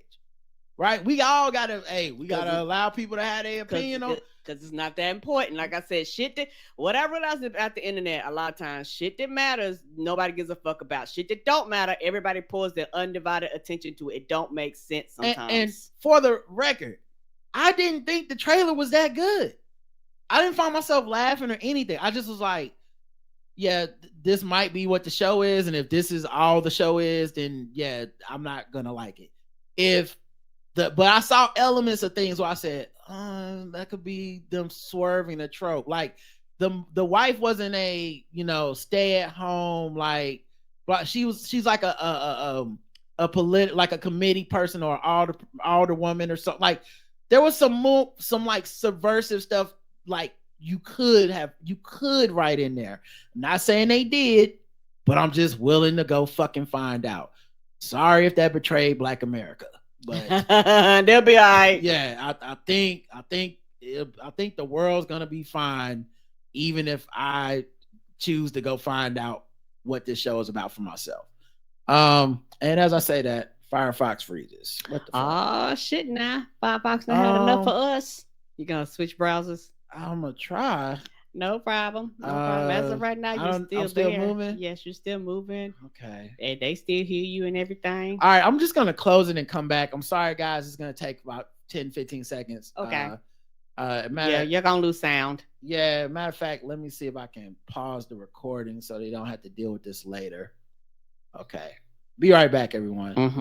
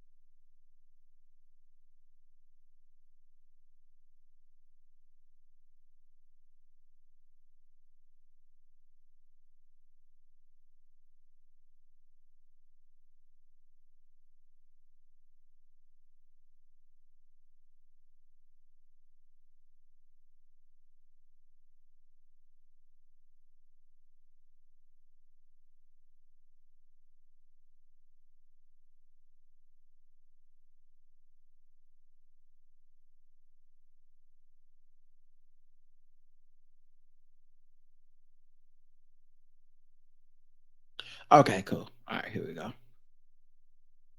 Yeah, so anyway, we will see. It's totally fine. Yeah, and I did see that thing where one of the creators from Boondocks that I follow and follows me back said he left production because of creative differences, which is definitely a red flag and could mean that this is gonna be some bullshit. But you know who else left production because of creative differences? The creators for Avatar, The Last Airbender. And I watched that Last Airbender live joint, and that joint was fire. So that's not the be all end all on shit. I don't even understand why it's controversial to be like, I'll give it a chance so I can see for myself. That should not be a controversial hot take. Right. In 2024, as we are all fucking adults. We should all be able to say that. And nobody should be like coming for our necks off of it. Not that anyone came from my like Karen didn't come from my neck. It was a totally fine situation. But just in general, I think what I'm saying is, especially for somebody my age that grew up Gen X, this is the default. You just go see the shit for yourself. Right. If I was waiting on everyone else's approval of what I like, I wouldn't, especially today with how much people dislike everything, I wouldn't be able to do shit. I don't want to be part of this group of just like, I don't know. Me and Bossy talk about a time where it's like, it's almost like a religious element to the way people are treating content and stuff. And I don't want to be part of that. Lisa says in an email, hi, Rod and Karen. I usually make short comments through Spotify, but I wanted to recommend a couple of books and a podcast and needed more space. By the way, I'm the person who sent the peace calendar and family Christmas card, and y'all thought made us look like a family most likely to get targeted in a horror movie or something to that effect. No zombies or serial killers yet, but I am appropriately creeped out and keep my lightsaber handy. Smiley face. Firstly, I wanted to recommend the 6-episode podcast, Blind Spot: The Plague in the Shadows, which is about the HIV epidemic. I was born in 1974. My father and his now husband have been together since 1977 and both contracted the virus in the 1980s. I watched the epidemic unfold within the white male gay community, primarily in Los Angeles, and my dads are two of the lucky people who have had access to treatment and are still alive. Woo, yes. This podcast provided a much more layered and diverse perspective on the epidemic that I appreciate. I learned a lot. Secondly, I want to recommend 2 books: Madness, Race and Insanity in a Jim Crow Asylum by Antonia Hilton. Hilton details the story of Crownsville Hospital from 1911 through the deinstitutionalization movement within the field of mental health and through the hospital's closure and into the present, where our old hospitals have often been replaced with prisons. Yes, I listened to her be interviewed by Larry Wilmore on his Black on the Air podcast, and it was a great podcast episode. And Antonia is very detailed and knows a lot of stuff. I think we actually, if I'm not mistaken, I think we follow each other on social media, but and I don't want to say that I don't want to get her confused with another woman, so I'm not gonna be 100. I don't know if I'm 100% sure that it was her that did this thing, but yeah, nah, she's smart. She knows her shit. And yeah, I'm sure that book is a great book, and I'm gonna get it on my Kindle. She basically sold me that book with that interview. And it's just another way that institutionalization in America has worked. And of course, based on racism. And once it became Black owned, all of a sudden the money dried up and the standards got higher and higher till it tried to drive them out of business. Just it's crazy. But when it was just racist people throwing Black people in institutions and being like Drapetomania, that was fine. Anyway, Pathogenesis: A History of the World in 8 Plagues by Jonathan Kennedy. Kennedy argues that germs and viruses have played a central role in shaping human history. Is great interdisciplinary examination of history that also includes references to things like The Lord of the Rings and Monty Python. It's kind of blowing my mind, particularly in post or current COVID world. Thank you both. I appreciate you, and I love my 2 new The Blackout Tips t-shirts. Lisa, thank you, Lisa. Yay! Joe wrote in, now see here, sir. Sorry, Rod. Although you did an excellent job of prepping for your procedure, you failed to factor in Karen did say she was anxious about the procedure and even expressed a desire to have game-like prompts to help her navigate everyday life functions, that would have been great. Such as timing a meal and returning to the correct waiting room during a loved one's sick medical procedure. Child, I would have loved. Child, I would have loved that. I'd be like, map me a route back, and you know how you running, and all of a sudden you see like the little faint line, or you're running, and then a random character be like, that way, Karen, you must use the elevator. You need to go one floor, child. Yes, I would have absolutely loved that. Yeah. You know, of course, it's not like the hospital got any signs or anything, y'all. I would have loved that. You know how hospitals just don't have no signs or arrows, no descriptions of anywhere, no staff you can ask any questions. You know how it is, guys. It's just a free fall up in the hospital these days. I was surprised we even got to the right place. Funny how we found our way down to the right room. Yes, we did. We found that lady. When I was there, somehow I figured it out. Although that scenario is not addressed specifically, I can easily see how this happened. Karen, I have notes and can prepare you for a mitigation report should you choose to seek damages for defamation of your spouse or concerned character. Rod, do better. Smiley face emoji and heart emoji. Oh, who's gonna be my lawyer? Robinson Brown and lead them people before. Aaron That's says, probably the wrong 3 people. Aaron says, hello, Rod and Karen. Tell my family and friends I love them. And it was nice listening to y'all these last few years. I got the lemonade charged. And he took a picture. Apparently, he went to what do you call it? To Panera Bread and took a picture of the charged lemonade. Now, oh no, he didn't send a new email to let us know he's still alive. Did you survive, baby? Did your heart stop? I hope you're alive and you're doing okay. Did you get superpowers? Yeah. So hopefully, are you working with Invincible? Let us know what happened. Yeah, because that's scary. You're living on the edge. Crystal writes in, Anthony Mackie. Listening to the anti-blackness of Candace Owens, the episode. Interesting you all are talking about Anthony Mackie. I lived in Louisiana in the past. My husband is from New Orleans, and interesting enough, I've only heard negative experiences regarding Anthony Mackie. I don't have any firsthand experience, but thought it was quite interesting regarding this, as no one I've heard had any positive reactions, and every single person said the same thing about him being rude. I don't think it's necessarily a celebrity thing, because there are some celebrities that you only hear positive things from fans. Well, actually, I've heard notoriously that Anthony Mackie is I mind my business, don't want to be bothered guy. He's done interviews to the point where people actually like it's now become his own positive story. Like where people are like, yeah, he just want to be left alone. You know, like it's funny. It almost reminds me of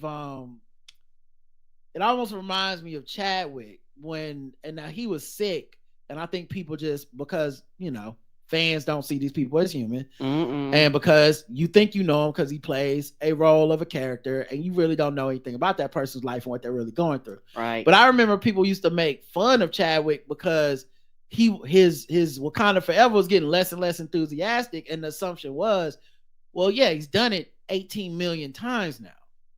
So at what point do we say, okay, like enough's enough? And it was a joke. It was fun. It was cute. It was, oh, he don't want to do it no more. He had the BET Awards, like, damn, I still got to do this. And they were passing around memes and sharing stuff like that. So I also think Anthony Mackie is a person that he's talked in his interviews about the weight of being a role model. He's talked about in his interviews about giving back to his community and stuff. I think what happens is the entitlement of fans is this access world, especially now that we have social media. You just expect, and you won't ever cop to it, but you expect these motherfuckers to perform all the time. Yes, that they don't have, like, they never have a goddamn off switch. Correct, yeah, right? You don't get to have a moment to yourself. You don't get to just pump gas. And the thing for a lot of these people is once they let one person go in, then the next person goes in, and the next person. And it's like, I'm trying to find some semblance of normality and be a regular person. And it may seem rude to you, but you don't have to deal with this. Right. Like You no think one's you're the coming only up to one, but you literally might be the 100th person that day. You Yeah. don't know that. And no one's coming up to you because you're not anybody to those people. Correct. So you ain't got to worry about 100 people stopping what they're doing because you went grocery shopping. So yeah, I'm still on his side. You haven't said anything to sway me. Celebrities don't owe anything to the fans or public. However, honestly, that could have been the whole email. Yeah. However, I don't want to. Yeah. This is the I'm not trying to bother you, and then you go on to bother me. Right. Their career choice, which does depend upon public perception or persona, is the caveat. It's not the same as a regular person and a guy coming up trying to say, "Hey, beautiful." My job is not dependent upon the public, and they think I'm nice. It is because if I'm just a normal regular ass person and I don't want to be bothered, I have the right to tell you no, just like he has the right to tell you no. Karen, I'm gonna go one better. It's worse because a guy coming up to you saying, "Hey, beautiful," that might be how you meet your husband. You might go out on a date. You might think he's cute. For every 999 of those scenarios that people find annoying, there might be one of those scenarios where some good comes of it. You know, where you're like, thank God I answered his cat call. And now they got 12 kids. You know? With me just being fucking Captain America, that is not gonna happen. Like we gonna get a selfie together, maybe, or something. Like I'm hoping you don't say or do some crazy shit. You know? So yeah, I don't even think I made the mistake of saying it's the same as catcalling and harassment, but it's actually worse. There's less upside to some random, and this is this one black woman. I swear to God, if this was a white lady, 100% of y'all would be on my side. Wouldn't be getting no emails. I'd be like, this entitled bitch. She walking up to a black man. He trying to pump his gas because there's a black woman crying. We like, but you know, that sister, maybe he need to just be nice to people. Like, what? He wasn't mean. Not to me. I take that as okay, boom. One person's boundaries, apparently another person's wall, but hey, he didn't call her out her name. He didn't say nothing nasty to her. He didn't keep the interaction going. He raised his voice. He just said no. And she took that and made 2 minutes of video. But yeah, my job is not dependent upon the public. And if they think I'm nice, I say that some celebrities do carefully curate their image because they know that as a package regarding if someone will buy their movie ticket, buy their music, etc. Well, first of all, here's why that's bullshit. We're no longer in the point where individual interactions thinking you nice are bigger than the global media of thinking you're nice. Nice is a commodity. Nice is a brand. It's the reason Ellen DeGeneres was able to exist for so long because it's the brand and foresight put into it. Muscle. And it didn't happen because people were walking up to her in the street. It happened because it became work related stuff. It became a rumor mill of people that actually work there and work for her. That's what ended up taking her down. Anthony Mackie not wanting to take pictures with fans is not going to bring down his Marvel checks. No one's gonna not see Captain America because of this woman's story. So I don't even think this is even close to the same as like, oh, well, people gonna stop liking you because you won't take pictures with them and you won't stop and talk to them at the gas station. So now Rod Morrow and Karen Morrow are not gonna go see the Captain America Brave New World. That's not. I don't even think that's even close to something he should be concerned about. Yeah, and all you did was prove the point. You're attaching the $12.50 or $25 or $30 that you put towards the movie as a right to just be able to interact with this person at any time that you want to. Like that little bit of money, that little bit, your half of a penny of money actually matters in this person's individual life. This is the same attitude I push back against when sports fans say shit like, I pay your salary. Yes. No, you don't. You want to be entertained by a movie that they paid me to be in. After that, it's over. Right. I don't owe you shit. What I owed was Marvel a good performance as this character. That's it. You want to meet and greet me? Go to Comic-Con. Yes. You know, go to the whatever, the movie premiere or something. Like, it's just a level of entitlement and standum and fan shit that I don't vibe with. And like I'm not crazy. If he had called her a dumb bitch, I'd be up here like fuck Anthony Mackie. Right. But he didn't do that. He said no. Like I don't want to take a selfie with you. He's allowed to do that. He's allowed to not want to have a conversation. Okay, you like TV. A lot of people like TV. I'm not stopping my life every time somebody liked a show or something. So I don't even get it though. It's wild to me. There are spaces for that, you know? So and like I said, if you saw me out in public and it's a different, like when people come see us at the live show, we take pictures and hug everybody and stuff. That's what that space is. That's what that space is for. But like, let's say we were famous, and you stopped us in Publix, and then 70 people lined up behind you. That's the difference. Yeah. So he got to say difference. no to everybody, because if not, it's gonna happen like that. Yeah, like for he's us, not gonna be able to do normal shit. Right. We're at a certain level where we can stop and talk to you for 10 minutes, and it ain't really gonna bother our day that much. It's cute. We like our fans. It's fun. But I can imagine a scenario where I'm like, oh, we can't do that no more. They're like, no. Y'all don't understand. I do this shit. This is now 3 hours. You know what I'm saying? And I just plan on going up the street to the store real quick. And one of y'all could be the crazy fan. Like most yes, of y'all, yes. 99% of y'all cool, but one of y'all could be like, I like you so much, Rod. I want to stab you. I'm like, whoa. What happened? Too much, right? I just try to get some gas. Everybody assumes that they're the reasonable fans, but as somebody on the other side, I don't know who's reasonable and not reasonable. Also, I have never gone to see any movie because I thought a nigga was nice. So No. that's another reason I call bullshit on this. I've never been like, you know what? Dakota Fanning, I heard, takes a lot of good pictures with fans. And because of that, I'm going to go see this bullshit ass movie. No, I only see the movies if I want to see them. That's it. That's the real truth.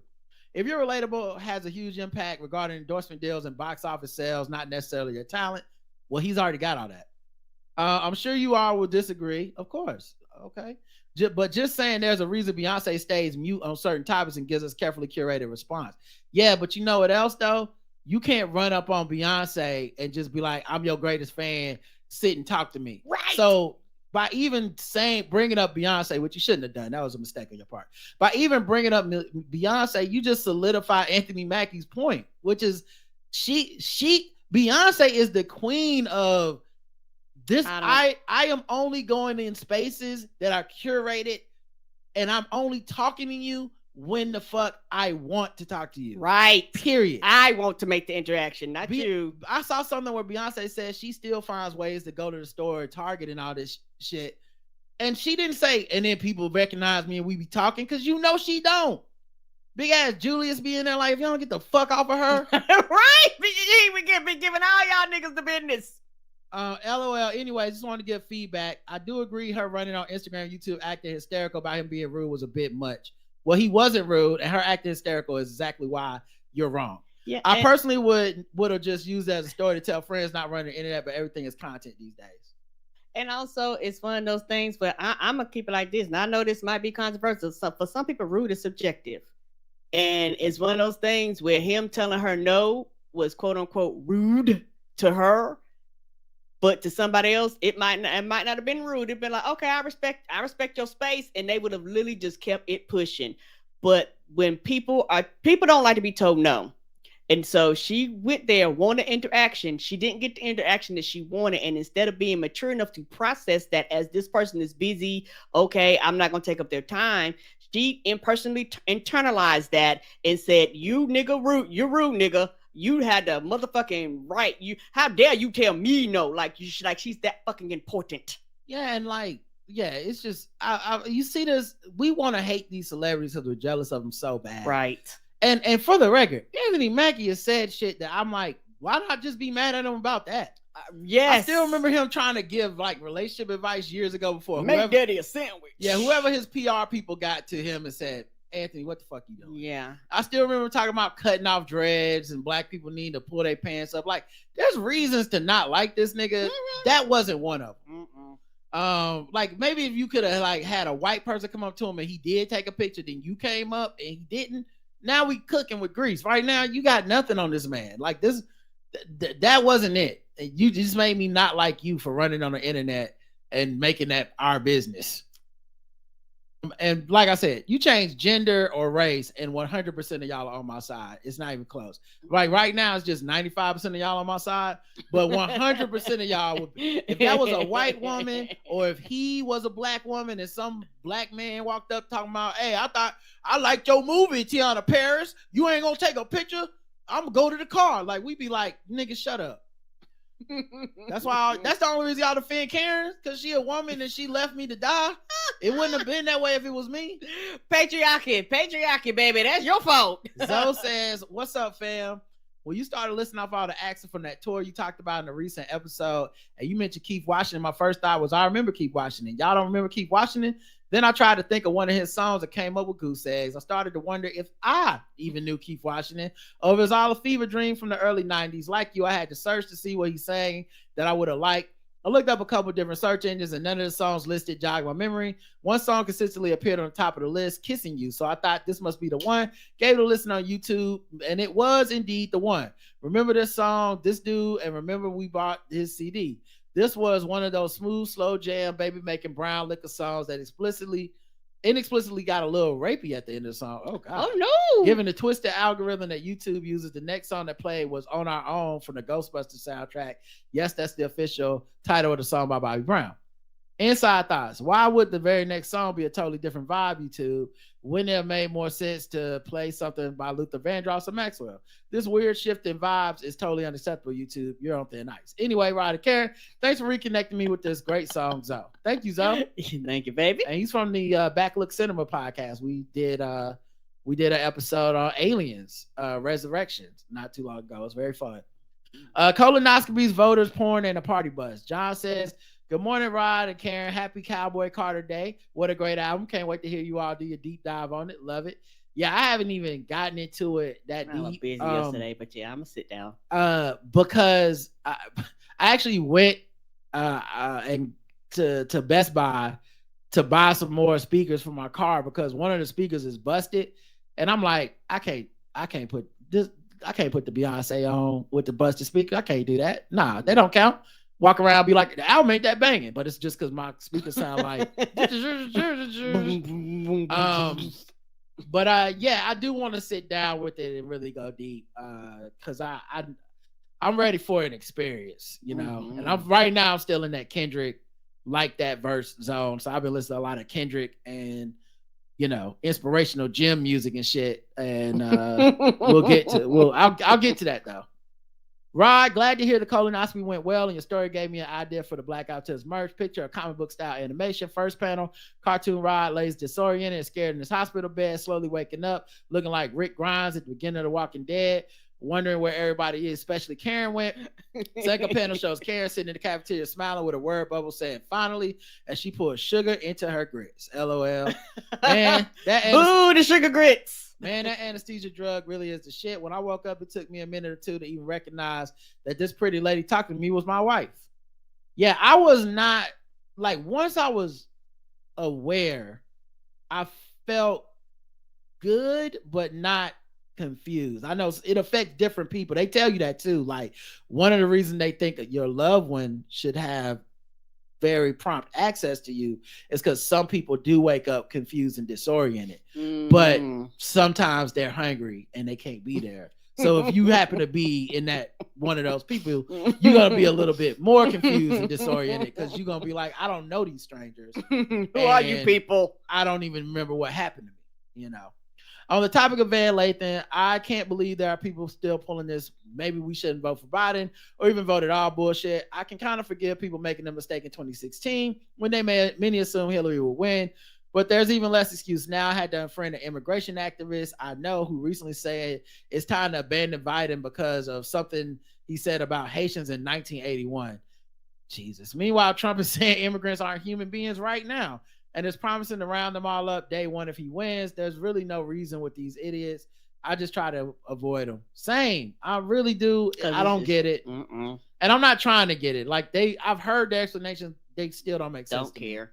All that said, I think the next time someone criticizes Biden about student loans, he should lean into the fact that if he somehow managed to forgive all of them, what will happen to all the pogs on OnlyFans? Do we want our president pushing them back into shitty jobs as teachers and healthcare workers and forcing them glorious cheeks and titties back into the shadows? Malarkey. That is true.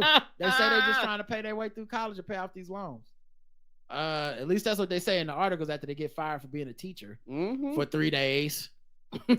4 weeks and a half. Three excruciating days of hoping motherfuckers like, oh, I left my phone on my OnlyFans page. Nobody saw nothing. Oh, damn. Oops, I bent over and is this a flyer for my OnlyFans with a discount on it? Oh, what if the kids find it? I should probably get fired. So we should call NBC7. That brochure that Karen got in the hospital lobby sounds like an event played with a super black blues R&B band about 10 years ago. Oh, that I played. Okay. It was a party bus from LA to Vegas, and about 10 minutes to the freeway, this nice old well-dressed black man stands up, gives a sale pitch of some sort of credit building mid-level marketing scheme. So be warned, that ticket to see Jeffrey Osborne might end up with someone pressuring y'all in a timeshare or some shit. Cheers, John. No. It did feel, I can feel the vibes. I think you onto something. Because now they got you cornered in a place you can't leave. Yeah, we can't leave the party bus or whatever bus we on. Tiffany says, had to share, hey to my face. I'm playing catch up per usual and just finished the episode where y'all talking about that little girl at daycare, and I too was so tickled by her. She, along with all the littles, bring me such joy because I don't have to parent their ass, and everything I do, everything, and I do mean everything they do, I can't get enough of. I've been an auntie for almost 2 years, and my niece can do no wrong. There's nothing her parents can say that will make me think otherwise. She's perfect and just a joy to be around. And I just had to share this quick video for my sister of her cuteness and perfection with y'all because I know y'all would appreciate it. Hope y'all enjoyed the Queen's new album as much as I did. I can't wait to hear y'all's fave tracks. Have a great weekend. Love you both. Regards, T. Okay, I got to download this to show everybody. Okay. So give me a second. To download it. Boom. And I'll see. Let's see. How do I see if you can share it? Yeah. Let's see. On phone. Okay, so then if I hit play and then okay, then I have to pause it and then share it from my screen. Okay, cool. So I can do this. The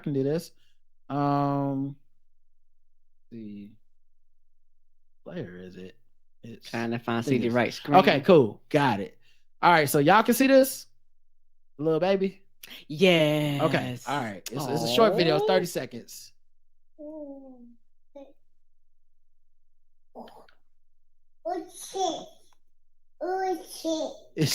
Amira, what are you saying? Oh. Huh? Oh, Papa. Oh, that's what you're saying?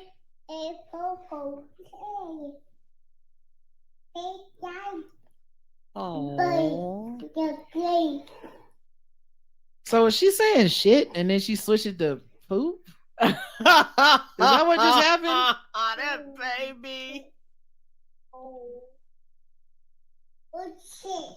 Yes. What's it? Oh. Amira, what are you saying? Oh. Huh? Oh, Papa. Oh, that's what you're saying? Yeah, she changed what she was saying. That baby smart. That baby was saying, oh shit. Yeah, she changed. And you was like, what you say? Poo poo. Oh, you heard that? You were listening to me? Yeah. Most of y'all don't pay me no attention. Well, at least you know she's smart. She knew to cover up that lie. Real quickly. She's like, oh, no. I was just saying po-po. Yeah. You know how I be saying po-po all the time. So let's see. Then we got Miss Smart who says, Care the hungry and Rod the healthy. Thank you, Rod, for taking us along on your healthcare experiences. Especially wonderful to have you and Randolph talk so openly about colonoscopies. And I'm super happy all is well. Yeah. Which brings me to the unwarranted slander directed at Karen. Your wife has been rather open by her willingness to ride and completely disinterested in dying. Therefore, it's unfair if you expect her to languish in hunger during your procedure. 30 minutes, Miss Smart. 30 minutes. This is why you can't trust Miss Smart. I be wanting to trust her, but then the Detroit just jump out. It come out of nowhere. It just jump out. The Detroit hustler just pop out of nowhere. It's like, oh, I can't trust this sister. Okay, I see what she's doing. You can't spell Detroit without DEI. We know what it is.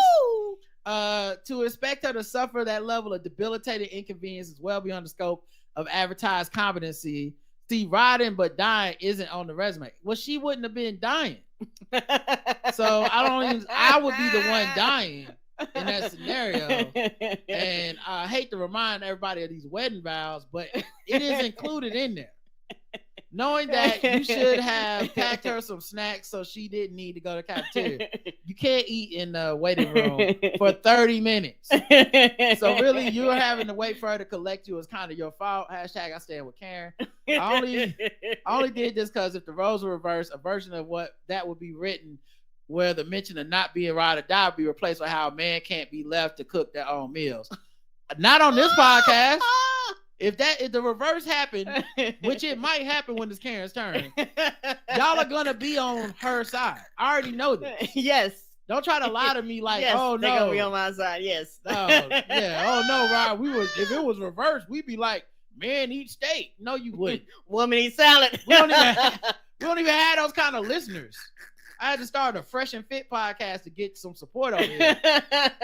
But seriously, Karen would never leave you for dead. Sure. I would not. I just would already be dead because she would be eating. How would she know she left me for dead? I would not. She's in the cafeteria banging on fucking grits.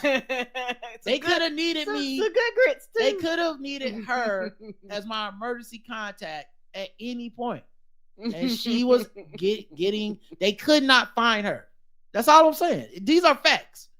So y'all, I have to be sober about the person I married and know this is the risk I put in my life. Next time I'll probably have Justin wait for me instead. You better not. Justin ain't waiting on you. Justin would. Justin wouldn't do the grits. He'll take care of me. He understands the responsibility and the kind of women we married. But seriously, Karen will never leave you for that. Cheers, Miss Smart. You got a lot of me. The last one is from James K, who just wrote, you guys, it's the title of it is, what does it say? You guys make my life. And the message is I fall asleep and wake up to y'all. And of course, I'm on Team Karen. All right, everybody. That's been my time. Thanks for not listening to anything I say or caring about me. We appreciate y'all. And I guess hashtag Team Karen. Apparently so is Team Karen all day. Until next time. Until next time, you sons of bitches. I love you. I love you too. Bye, everybody.